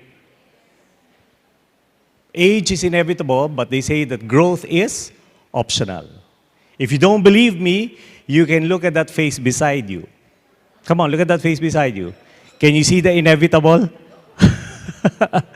Age is inevitable, but growth is optional. And the difference between the 2, the mature and the immature leader, is for the immature leaders, they say that they just choose between 2 options. They choose between good and bad options. When you say good and bad options, what's good for me, what will benefit me, what will make me advance in my career, and it's really a little bit more self-centered. And so when you choose between good and bad options, typically the output is mediocre or average. If you write down the word mediocre, M-E-D-I-O-C-R-E, and you get the first 2 letters, it spells the word children. Me, correct. And mediocre work or average work, they say, is work that's good enough for me. Ultimately, we all know that there is one person who will dictate quality. And that person is, you can type it in your chat box, or the box, the comment section in your Facebook. You can type it there. Ultimately, the person who will determine quality is the customer, the guest, our clients, right? How many of you here are married? Can I see your hands? Married? Married? Okay. Happily? Oh, you saw those hands go down? Somebody are married? Yes, happily. That's a different question. I've been married for 28 years now. And in 28 years, I have 5 kids. My eldest is 27, my second is 23, my third is 18, my fourth and only boy is 13, and my fifth is 7 years old. Nice. Leadership. And it's interesting because as a parent, as a father, we always want to give the best to our family, right? But ultimately, it is the family who will determine the quality of life that we provide. In the same manner, as leaders in our organizations, we may think that we're providing quality leadership. Ultimately, it is the team who will determine the quality of leadership that we provide. That is why they say that the mature leaders, they don't just choose between 2 options, they choose between 3 options. They choose between the good, the better, and the best. Correct. In the middle of trying times, in the middle of crisis, they see that which is good. They always see an opportunity, but they're never content. They want to turn that which is good into something that can be better, turn that which is better into something that can be the best. Not just for themselves, not just for the people that work with them or live with them, but for their guests, for our customers, our clients. Because that's what mature leadership is all about. Can you look at that face beside you? I'm talking to the people here with me. Can you look at that face beside you? Come on, look at that face beside you. Even if there's a mask on that face, look at that face. What do you see? Mature? Sabi ni iba, premature. So let's go. Let's take a look at this. Oh, my clicker is working. I practiced. One word describes leadership. One word defines leadership. Can you please type it on your comment section on Facebook? One word defines leadership, and it is based on the book, The 21 Irrefutable Laws of Leadership. It begins with the letter I. Can anyone tell me what that word is? When you talk about leadership, it is defined by one word. That word is integrity. Oh, I got that answer also before. Integrity, what else? Begins with the letter I. Inspiration. Okay, what else? Ideation or ideas, right? A lot of creative ideas. What else? Anyone else? One word defines leadership, and that word is wala akong prize eh. Sorry, I'm not like Jonathan Yabut. I don't have seminars that I can give you free passes to. I do have a bar that I can give you GCs to. I'll tell you about it later. Those of you that are typing, biglang magta-type na yung mga yan pag may prize. I'm telling you. One word defines leadership, and that word is influence. Yeah? The 21 Irrefutable Laws of Leadership, the law of influence simply says this: the true measure of leadership is influence, nothing more, nothing less. So if you talk about leadership today, it's not just about title, position, or rank. It's really about influence. Even if you go on YouTube, if you go on Instagram, Facebook, social media, there are many there who don't have the title. They don't have the position. They don't have the rank, but they have the influence. That is why they are called today influencers. Correct. They're called influencers. I told you earlier that I own a bar and a restaurant. I'm the chairman of that company. I may have the title, correct? But who has the influence? I may have the title, but who has the influence? People in front of the house, back of the house, my servers, they're the ones who have the most influence with our customers, our clients, and our guests. And so we have to start thinking about how do we increase our influence. The late Stephen Covey told us that there are two circles in life. The first circle is what you call the circle of concerns, where there are many concerns, right? There are many concerns about people. And if you can just quickly, now that we're in this crisis, now that we're in this pandemic, now that we're in this state that we're in our country or in the world, what are certain concerns? What concerns us? Apart from health, what else concerns do people have? And you can type it also on the comment section on Facebook. Health, what else? Apart from health. Finances, absolutely, finances. Work, right? How do we operate? How do we sustain operations? There are many, many concerns. And he says, when you talk about your concerns, there is very little that you can do about your concerns. Some who are now working from home, their concern is not just their work, but their concern is also the children who are studying from home. Internet connection, connectivity, right? So when you think about it, these concerns, they say, we have no power to change overnight. Over time, yes, but overnight, no. In that circle of concern is us, where you have your circle of influence. So the late Stephen Covey says this: if we cannot do anything about our circle of concerns, we can certainly do something about ourselves. As leaders, we can do something from within and increase our circle of influence so that we can cover the circle of concerns and eventually overcome the circle of concerns.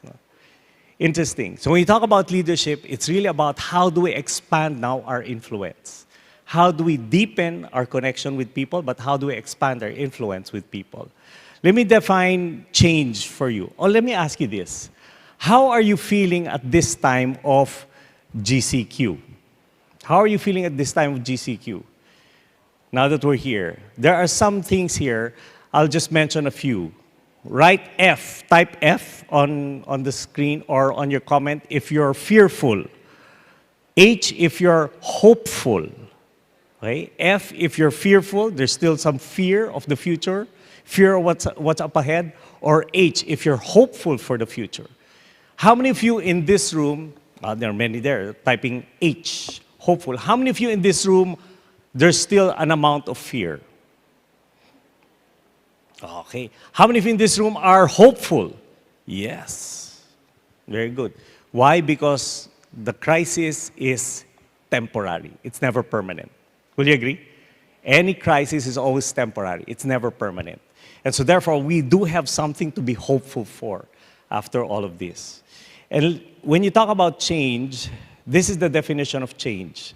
Change is it on screen? Can I have this, my PowerPoint on screen? Change, alter, both mean to make a difference in the state or condition of a thing or to substitute another state or condition. If we can have it on the screen.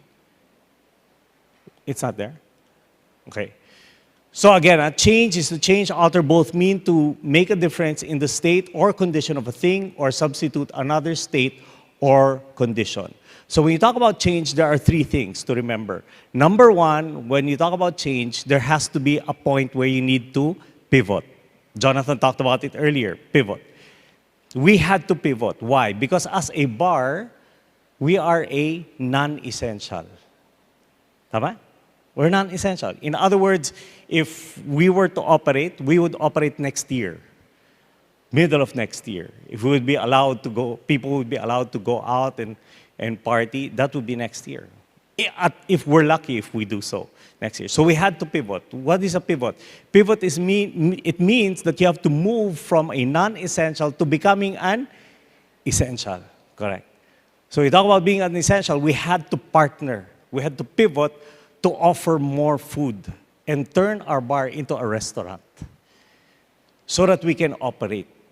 We can operate at 30%, we can operate at 50%, but it's important to pivot. My son, who is a football player, all of a sudden had an interest in basketball because of the miniseries, The Last Dance on Netflix. Right? Remember that? Story about Michael Jordan, story about the Chicago Bulls, and Phil Jackson. So he was asking me, sabi niya, Papa, what does pivot mean? Because pivot is a term that you always hear in basketball. I said, pivot is very simple. Pivot is you put your foot, one foot is planted on the floor, and then you're able to move the other foot all the way around. And when you pivot two ways. You pivot defensively to protect the ball, or you pivot offensively so that when you see an open player, you can pass the ball to that player and they can make the shot, or take the shot yourself. And I was thinking about it, and in life and in business, that's the same way. We pivot twice. Number one, we pivot defensively. What do we defend? Our values, our core values as an organization. Regardless of whatever changes, the core values have to remain the same. And we'll talk more about it later. But at the same time, we also have to pivot offensively to see how we can drive business further. So pivot is very, very important when you talk about change. The second thing is change will bring about some degree of chaos. Change will always bring some degree of chaos. Whether a small degree or a large degree, chaos will always be there. You're all familiar with Visa International, the credit card company, Visa International. The chairman emeritus of Visa International, his name is D. Hock. D. Hock. He was introduced as he was asked to speak to business leaders at a crucial time of change, economic change. And so he was introduced, he went up on stage. Ladies and gentlemen, please welcome D. Hock. D. Hock goes up on stage, and he gives his opening remarks. He greets them, and he says this, "Welcome, K-Ords." And he remained silent to let them think about what he just called them. He called them a K-Ord. A K-Ord is spelled C-H-A-O-R-D. A K-Ord comes from two words. What are those two words? Can anyone guess? K-Ord, C-H-A-O-R-D. If you can guess it, if you know it, type it on the comment section on Facebook. Anyone? Chaos is one. What's the second word? K-Ord. Chaos is one. What's the second word? Ord? Order? Yes. Chaos and order. Comes from two words, chaos and order. And he says this, I call you all chaords because in the business environment that we live in today, it's becoming very, very chaotic. And as leaders, we should be the ones to provide order in the midst of chaos so that we can move the team forward and the company and the organization can move forward together with us. Then he continues his speech. Can you look at that face beside you? Come on, look at that face beside you. Can you see order in that face beside you? Okay. Or can you see, some are saying, guys, those of you that are watching on Facebook, some of them say, there's all chaos here. Be the chaos. Why? Because there's always going to be chaos. Whether personal chaos, team, department, organizational, there's always going to be chaos. But as leaders, it's our role, it's our duty to provide that order. When you talk about change, the third thing also is, remember, change is first defined as a verb. It's first defined as a verb. So when you talk about change, it's really active, it's moving. It's alive. They say that apart from taxes and death, the only thing constant in the world today is change. How many of you here are not on Facebook? You're not on Facebook.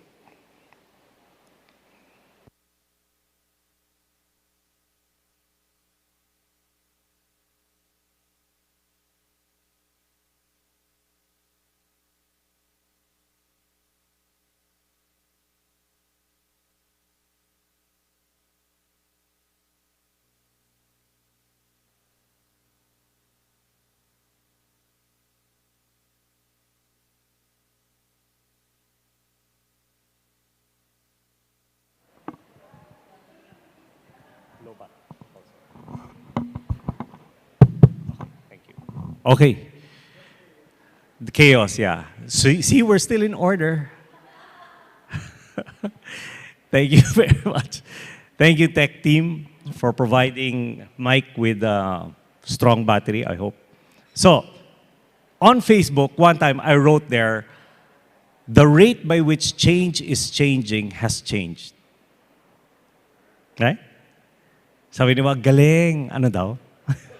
The rate by which change is changing has changed. Meaning, what's the operative word? Nope, not just because change was mentioned 3 times, that means that's the operative word. What's the operative word? The operative word is rate. Correct. Rate. In other words, today we are living at a time where change has accelerated. And it's accelerated so fast. Napakabilis na ng pagbabago ngayon. Before, you can almost predict when things will change. But today, the minute, just take a look at your mobile devices. Take a look at your mobile devices. The minute you purchase your mobile device, guess what? It's already obsolete.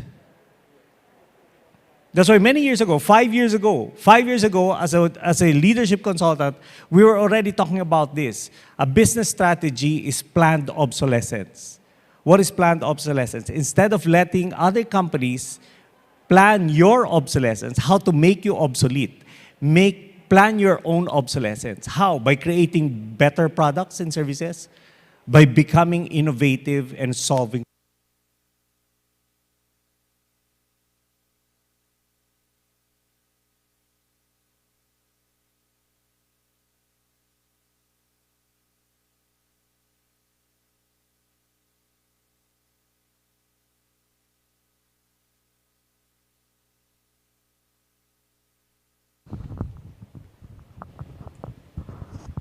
Okay. Okay na tayo? Okay. Thank you. Again. So this time, what we're going to do is we're going to take a look at 3 ways or 3 insights on how do we become, how do we thrive in the midst of crisis. Insight number 1 is this.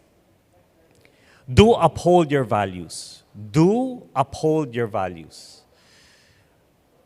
Jim Collins, who was our speaker in 2003, American Society for Training and Development, that was the year that he launched his book, Good to Great. He was talking about synopsis of his book, some parts of his book, and he said there, always remember to preserve the core, but stimulate progress. Preserve the core, but stimulate progress. In other words, he was talking about when change happens as leaders, we must always go back to our values, our core values. What do we believe? How do we do things? It's not always just the what, but it's the how. How do we do things? Do we do things with integrity, honesty, accountability, responsibility? All of these things are core values that should not change over time. That remains to be constant. Another thing is when you talk about do uphold your values is who do we value?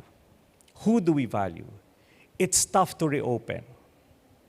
I must admit, the restaurant industry, the F&B industry, it's tough to open.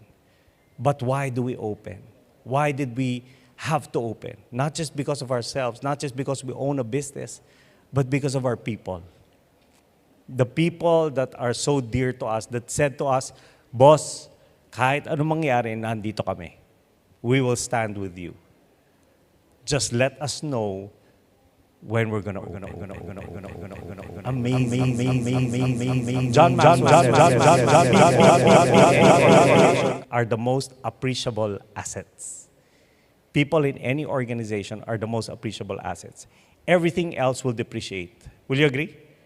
Everything else will depreciate, except people. That's why the best investment that we can make is an investment in the people, because they are people of value. Okay? Can I do a quick activity with you? Can you do a quick activity with you? Can I ask you to stand up? I'm talking to the people here in Okada. Can I ask you to stand up? Okay? Can I ask you to socially distance or physically distance with a partner from another table? Go. You partner with another person from another table, partner up, pair up with another person from another table. Okay, go. Physical distancing lang. Physical distancing, okay? But make sure that you're with a partner. Okay? Make sure that you're with a partner. Everyone has a partner?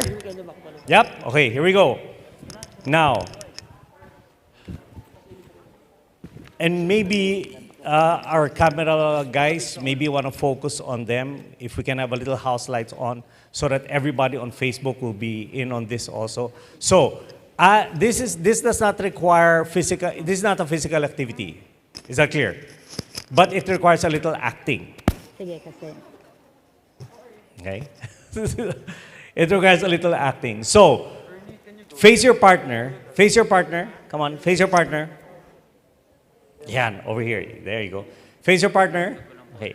Now, choose between the two of you. Who will be partner A and who will be partner B? Who's A? Who's B? Okay. So, here we go.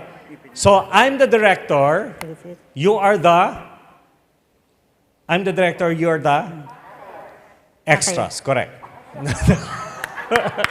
Low budget film pala to. I'll share the talent. You're the artists. Okay. So, this is the scenario. Your best friends. Okay? Your best friends. Wait, masyadong excited. Your best friend, ganun na kagad. Relax.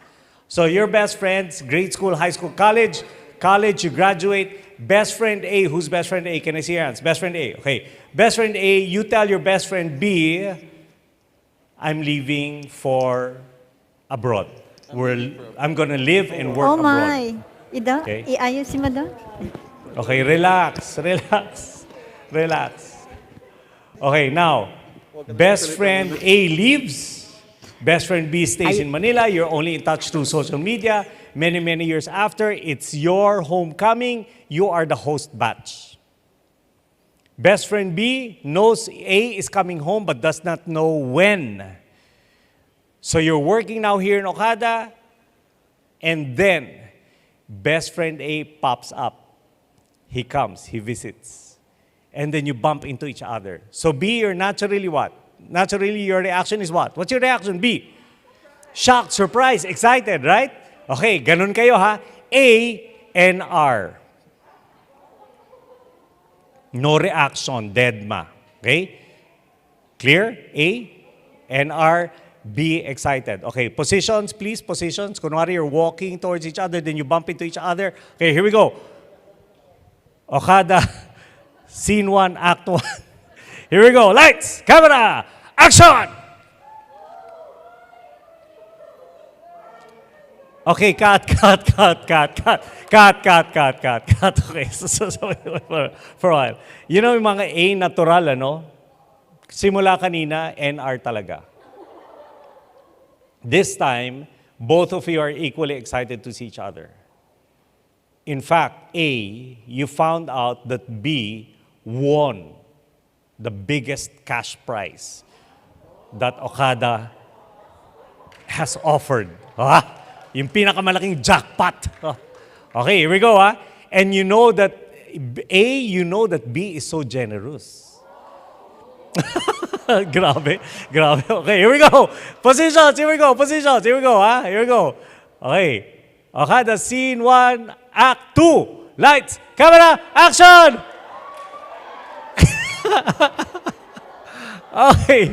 Palakpakan naman mga kapatid. Thank you very much. You may take your seats. Question. Which is better, act 1 or act 2? Act 2. Why? Because there's cash? No, there's cash. Okay, question. Was there communication in Act 1? Yes or no? Yes. One-way communication. Meron. One-way communication, right?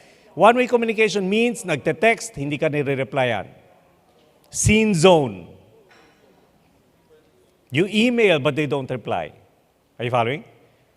So, question number 2, what was present in Act 2 that was not present in Act 1, it also begins with the letter C.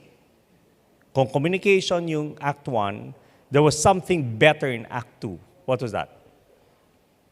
Letter C, and it's not cash. You know what it is? Connection. 21 irrefutable laws of leadership. The law of connection simply says this: leaders touch a heart before they ask for a hand.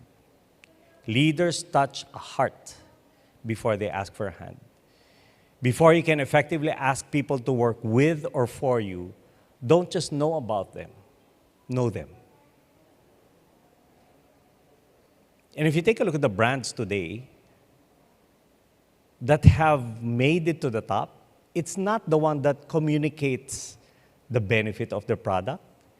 It's the one that's made the best connections with the customer, right? The law of connection is very powerful. Do uphold your values and the people that you value. Law of connection. Next, insight number 2. I only have a few more minutes with you. Outwork everyone else. Outwork everyone else. In other words, if people say work smart, I do agree you need to work smart, but at the same time, you also have to work hard. Nothing beats hard work. How do you think athletes become the prime athletes, the leaders in their sport? Because they work hard. They work hard at training, they discipline themselves, and nothing beats hard work. I like this Chinese proverb. It says, when there is crisis, 2 things exist: danger of failure or opportunity of quantum leap. In fact, if you write down the word crisis in Chinese characters, it will present 2 characters. The first character talks about the word fear. The second character talks about the word opportunity. But when you put the 2 characters together, it spells the word crisis. So for every crisis situation, there's always going to be fear. Tama? When we started the pandemic, when we started the lockdown in March, there was fear. When everybody said we're all on ECQ, we were fearful. We would always watch the news, right? We'd always watch the news to see with the case count going up. But at some point, we have to look beyond the fear and see what opportunity lies ahead. Because there are many, many opportunities. And so that is why many of us are hopeful for that opportunity that lies ahead in 2021 and beyond. Do uphold your values, outwork everyone else, and the last is this: Insight number 3 is thrive together through change. If you can move to the next slide. I've already shifted to the next slide. Yep, the last one here. Back up. Okay. Thrive together through change. I like what Jokoy said. He said this, I got a big, you know Jokoy? He always likes to make fun of his mom, no? Just like all of us. We always like to make fun of our moms, no? But he says this, I got a big Filipino family. That's what I love about being Pinoy. We all gotta surround ourselves with family. We all gotta laugh and do things together. I love it. It's family first. So when you think about working together, the way we will thrive throughout these changes is not by ourselves. We will have to look to the person to our left, look to the person to our right, and then trust them because they are family. Apart from being co-workers, they are really family. A family or family is one who will always look out for each other. I'll end with this last law. It's called the law of solid ground. The law of solid ground simply says this: trust is the foundation of leadership. Trust is the foundation of leadership. When leaders trust their team, the team trusts their leader, and the team trusts each other, there is nothing that the team cannot do to overcome any challenge. We've had to pivot. Our restaurant is a family corporation, but I've had to partner with others because I realized I can't do it alone. I've had to partner with someone who will run my kitchen. I've had to partner someone who will run the bar. I've had to partner because we all have to go through this together. It's part of us. Bayanihan nga eh. Di ba? Ang bayanihan, yung sabay-sabay natin binubuhat ang bahay ng ibang tao or hindi bahay, tahanan ng ibang tao para lang mailipat. At ganun din tayo sana. While we move forward and thrive, we will do it all together. Maraming salamat sa inyong lahat. Thank you very much. Ria? All right, thank you so much for that, Artie. Thank you. Full of hopeful, positive messages, but also practical steps that people can take as they make that pivot. So thank you so much. And once again, we are going to give, just as we did with Jonathan, with Artie, we're going to give all of you guys here and watching online 10 minutes to ask any questions that you might have in relation to his wonderful, wonderful talk. Okay, so let's see if we got some up here. Not yet. I have one for you. You said, oh no, we got one right here from Jay. It says, how to manage conflict in the midst of pandemic, how to resolve issues without face-to-face meetings. And there are certain conversations that are most effective when you're in person, but it's not possible anymore. Yeah. I think the way we were able to manage conflict in the midst of the pandemic and resolve the issues, not face-to-face, is to have conversations. And that's so common now because we're all online. We're all on Zoom, MS Teams, whatever platform you use. But it's important to have those conversations because the reason why many conflicts arise is because of a lack of two things: communication. It's either miscommunication, MIS communication, or missed communication, MISSED. And that is normally the source of conflicts that we've seen. When someone says something and it's misunderstood, or they really do not communicate, and so therefore, there are many assumptions that are made. And then all of a sudden, we find out that the conflict is already there, right in front of us. So for us in the team, we've always made sure that to have those meaningful conversations. Every Tuesday, I'm sure you all have your own, every Tuesday is a staff meeting. We talk to each other, everything is brought up there. If you need to take it up with me or with any of the management team separately, then you do it immediately after the meeting. But it's important to have those meaningful conversations so that you don't have any miscommunication or missed communication. And so therefore you minimize. I think you can't really avoid conflict. It's always going to be there.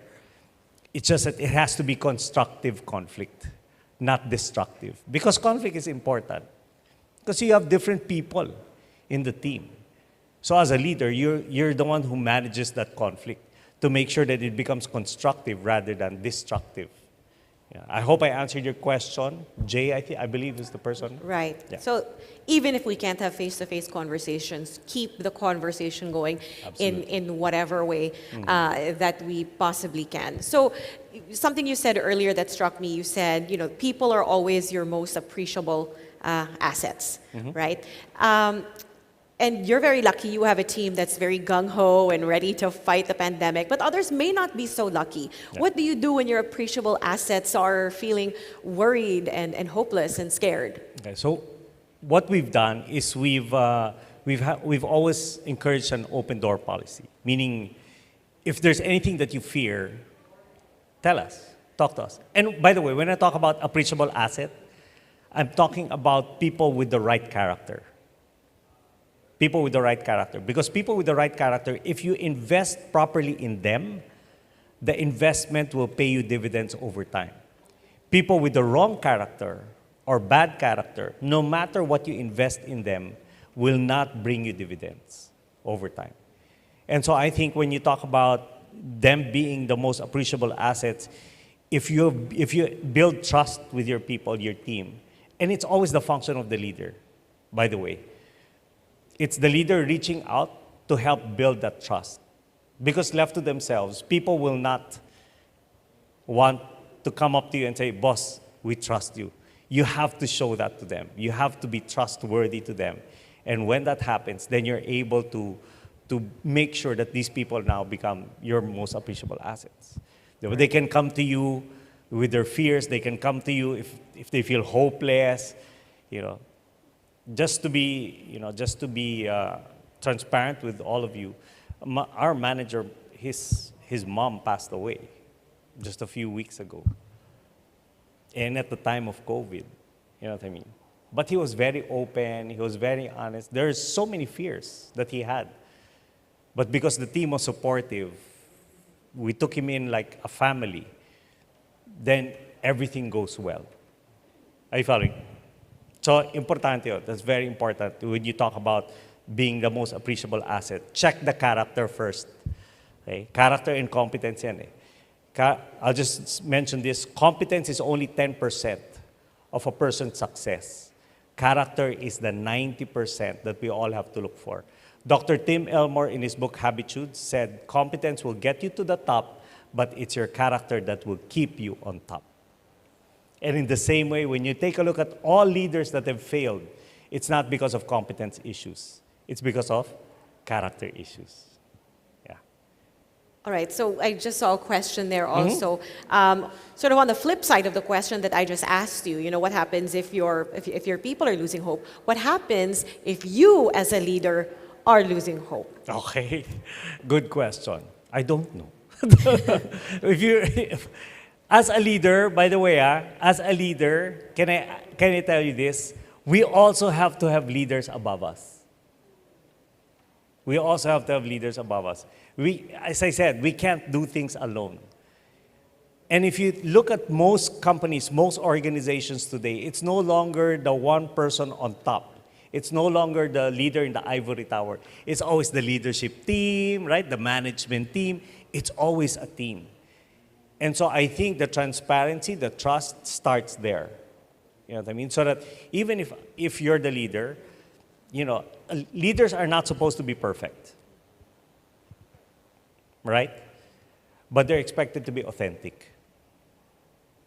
Leaders are not supposed to be perfect, but they are supposed to be authentic. Meaning you're true to yourself. You're true about what you feel, what you think, right? And you're just able to express it properly through the proper channel. So kung ikaw leader, medyo kabado ka, kailangan meron ka rin kasama that you now report to them, quote unquote, report to them and say, how do we do this? There are certain things that I fear. And I've been honest with a lot of my partners, a lot of the people. I don't have all the answers. But together we can have the answers. Right. So mali yung sinasabi nila na it's lonely at the top. It can be, but it shouldn't be. Yes, it can be, but it shouldn't be. Agree, totally agree. All right. And actually, when you and I were speaking before the program started, you do a lot of mentoring one-on-one with executives. And of course, when the pandemic hit, they're all calling you saying, what do we do now? And you had to tell them, I don't know. I've never been through a pandemic myself. What was that like? It was tough because we were all looking at the same thing, but from different perspectives. This is something I learned from my partner in business before, Anthony. Some of you may know him, Anthony Pangilinan. Can you all just point to the ceiling? Everybody, can you all point to the ceiling? Okay, can you draw clockwise circles to the right? Okay, clockwise, okay, to the right. Okay, then lower it, still pointing upwards, still pointing upwards. Okay, lower it until it reaches stomach level. Look down. Is it still clockwise? No. Sabi ni Ria, I can teach my kids this. Interesting, no? When he first showed it to me, I said, nga, no? And question is, you didn't change the direction of where you were pointing, right? You were still pointing upwards, right? You didn't change the motion. You were still turning clockwise. What changed? Perspective, point of view, correct. And so we're looking at the same pandemic, we're looking at the same crisis, we're looking at the same quarantine, but from different perspectives. That's the beauty of having people or leaders around you helping you solve problems. Because hey, we don't have all the answers, but we can ask the right questions. Are you following? We can't have all the answers, but we can certainly ask the right questions. That will give us different perspectives. So we have one from online. It says, how do we sustain the message of hope and positive thinking among our people who have lost their jobs? And that is just a sad reality of the times we're in. Yeah. That's a tough question, I don't know if you have an answer to that. I guess sometimes you just have to be there for them, right? I mean, if they've lost income, they've lost jobs. I think people have to know that there is someone, even if they've lost their job, even if they've lost income, there is someone that they can still go to. And I think that's the difference between a coach and a mentor. A coach will help you build your career. A mentor is there for the holistic approach to your life. So in other words, be a mentor to someone who has lost their job. Or if you can, find a way with your connections, with people, find a way. Maybe people might find a job somewhere else. There are many in the industry who have lost their work. But because we know also people who need employees in the food and beverage industry, then it's easy now to tell them to pass them off. But it's important kasi that you always speak hope, because in any crisis, everything becomes negative. Everything becomes negative. So it's important that you're always talking hope, you're always talking positive, grounded. Grounded. I'm not saying that you're talking about positive things that really won't happen. I'm talking about positivity in terms of opportunities. What are opportunities out there? If we focus always on the opportunities, we will have less and less time to focus on the fear. In a crisis situation, if you focus more of your time on opportunities, you will have no time to focus on the fear. I hope I answered that question, Ria. Yes, thank you so much. Thank you. Always so inspiring. So thank you. We've got so much to ask, but we really just don't have all the time. So R.D. Abello, thank you so much for that. Thank you so much. And that ends the second part of our program. I hope that Mr. Abello has moved and inspired you with his sharing and his many experiences. I know that I've had a lot of learnings and can't wait to share them with my friends, my colleagues, and family. So for those of you who have just tuned in, we are coming to you live from Okada, Manila. This event is also live on Zoom at Tourism MNL on Facebook, Twitter, IG, and YouTube.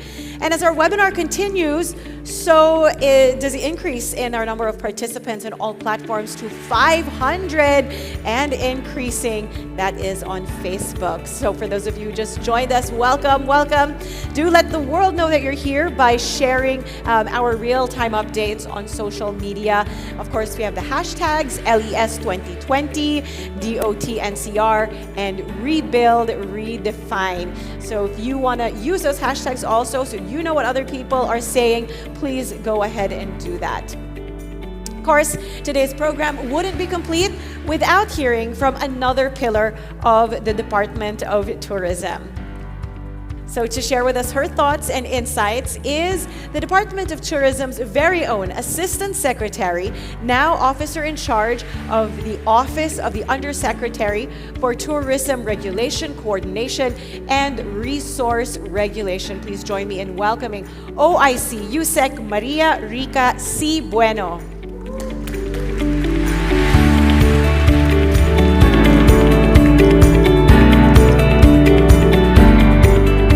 Good afternoon. I would like to begin acknowledging our own Tourism Secretary, Bernadette Romulo Puyat, whom we have heard in a recorded video message earlier with some reassuring words that we ought to hear as we slowly restart the business of tourism amidst this uncharted territory we now call the new normal.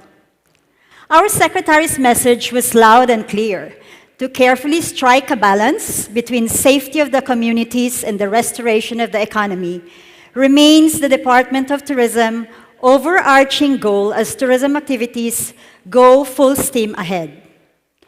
This slow and gradual resumption of domestic tourism is a shared exercise, one that involves the government and the private sector, as we have seen in Boracay, Baguio, Ilocos Norte, among other destinations now open to domestic tourists. DOT-NCR Regional Director R.R. Makiling said it best: "We are back in business."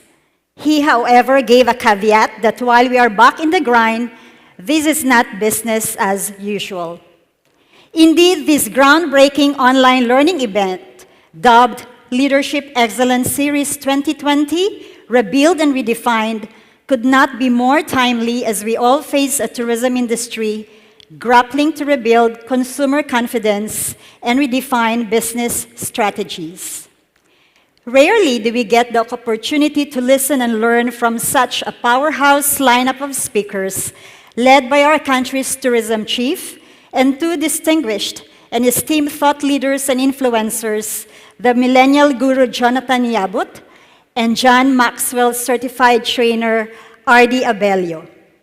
I, for one, could not be more grateful to be given this distinct honor to share some of my takeaways from today's discussions in the hope to elicit critical thinking and spark ideas among our participants and viewers. As we continue to face a world of uncertainty, one thing we have learned from our speakers today is that travel and tourism will never be the same again. And one of the fastest ways we can rebuild consumer confidence and perception is through the digital world. By harnessing this readily available platform of the World Wide Web, we can navigate safely and creatively the business of tourism once more. Let us take it from our apprentice Asia turned millennial guru Jonathan Yabut, who said that selling has not only become so much easier, advertising and promotions have become more convenient and cheaper too. But he also said we have to know who our target market is. According to him, a social media influencer himself, promoting a product or service through Facebook or Twitter, and now TikTok, is practically free, but the catch is to use it smartly and strategically. Online presence is very important because content is the new currency. On the other hand, what we are witnessing now with the safe and gradual reopening of industries, such as tourism, is but possible because there is a strong leadership behind it. Our high-impact trainer, RD, puts it succinctly: everything rises and falls on leadership. He describes leadership as something that goes beyond profit, but also requires social responsibility. How our businesses impact our society now matters. And most importantly, RD said, the true measure of leadership is influence. No more, no less. I echo what RD Abello said, that crisis does not make one a leader. Instead, it exposes the kind of leader a person is. Therefore, one's response in today's crisis has something to do with the choices one made in the past. Let me also thank our equally intelligent moderator, no less than CNN Philippines New Day and the newsroom anchor, Ria Tanwatco Trillo, who did an excellent job in steering the discussions. Kudos to the Department of Tourism National Capital Region for yet another high-caliber offering. We hope we end the day with better informed and equipped tourism players and workforce who are ready to turn around business challenges beyond the pandemic and who can once again make the tourism business our country's low-hanging fruit. As we bring this online learning event to a close, I would like to highlight the importance of directing our collective efforts toward a safe and sustainable conduct of tourism, one that calls for beyond business as usual, like what we always say in the DOT. Tourism is everybody's business. Hence, it is our job, you and I, to make the tourism business a success story once more. To all our registrants on Zoom and our viewers on Facebook, YouTube, and PTV4, I hope this exceptional online learning event, inspired from the world-renowned TED Talks, was able to provide you with interesting new leadership perspectives and business acumen, especially in these unprecedented times. Let me again thank each and every one of you for joining us in the last 2 hours of big ideas, intelligent discourse, inspiring talks. That is the Department of Tourism National Capital Region's Leadership Excellence Series, Rebuild and Redefine. Together, let us travel again as one. Mabuhay po kayong lahat.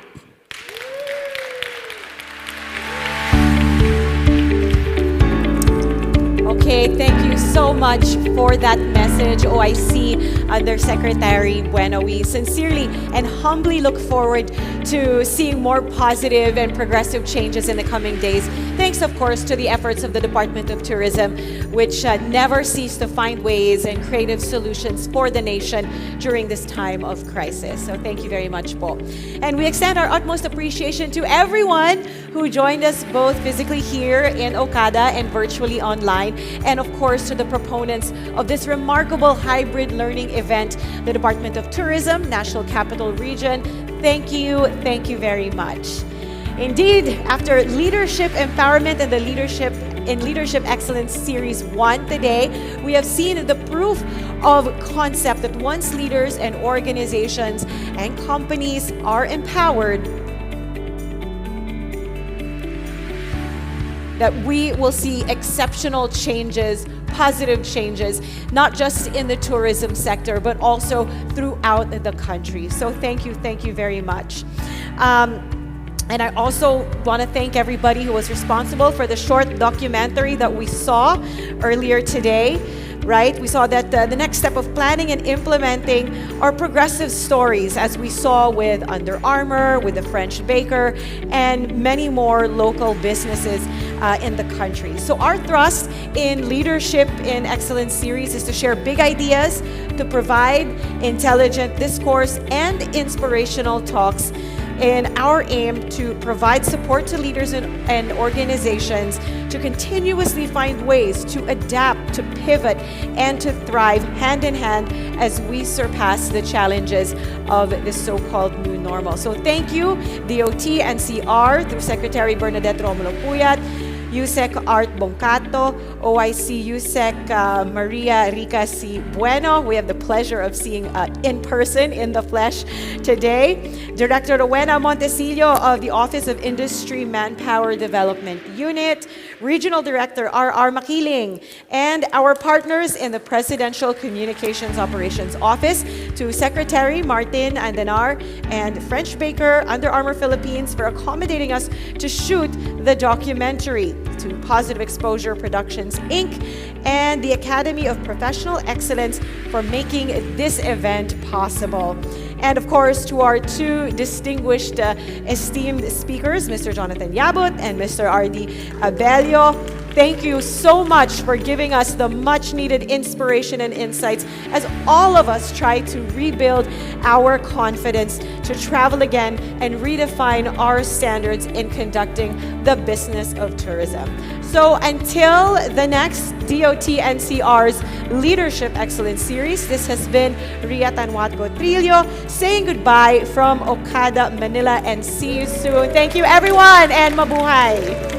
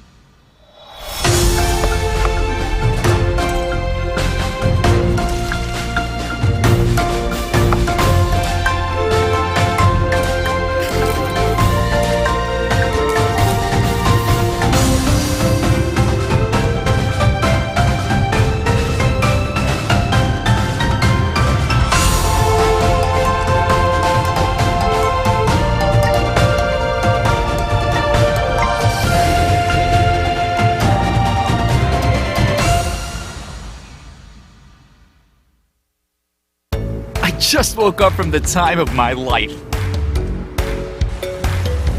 It started with a major throwback. Then I got to meet the big shots.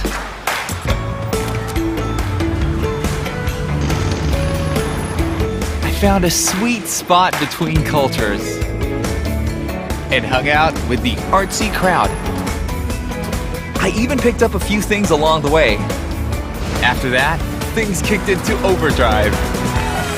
It started with a whirlwind through the streets, an unforgettable eats, a celebration of flavor in every bite, and an epic new party at every turn. The best thing about it here, the good times are never over.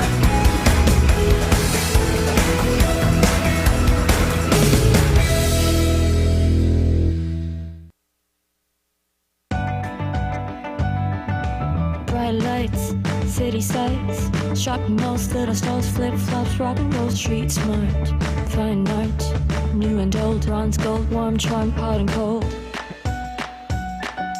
Quick bites, foodie finds, nice smiles, wild style, cheap thrills, sky high, knick-knacks, welcome back.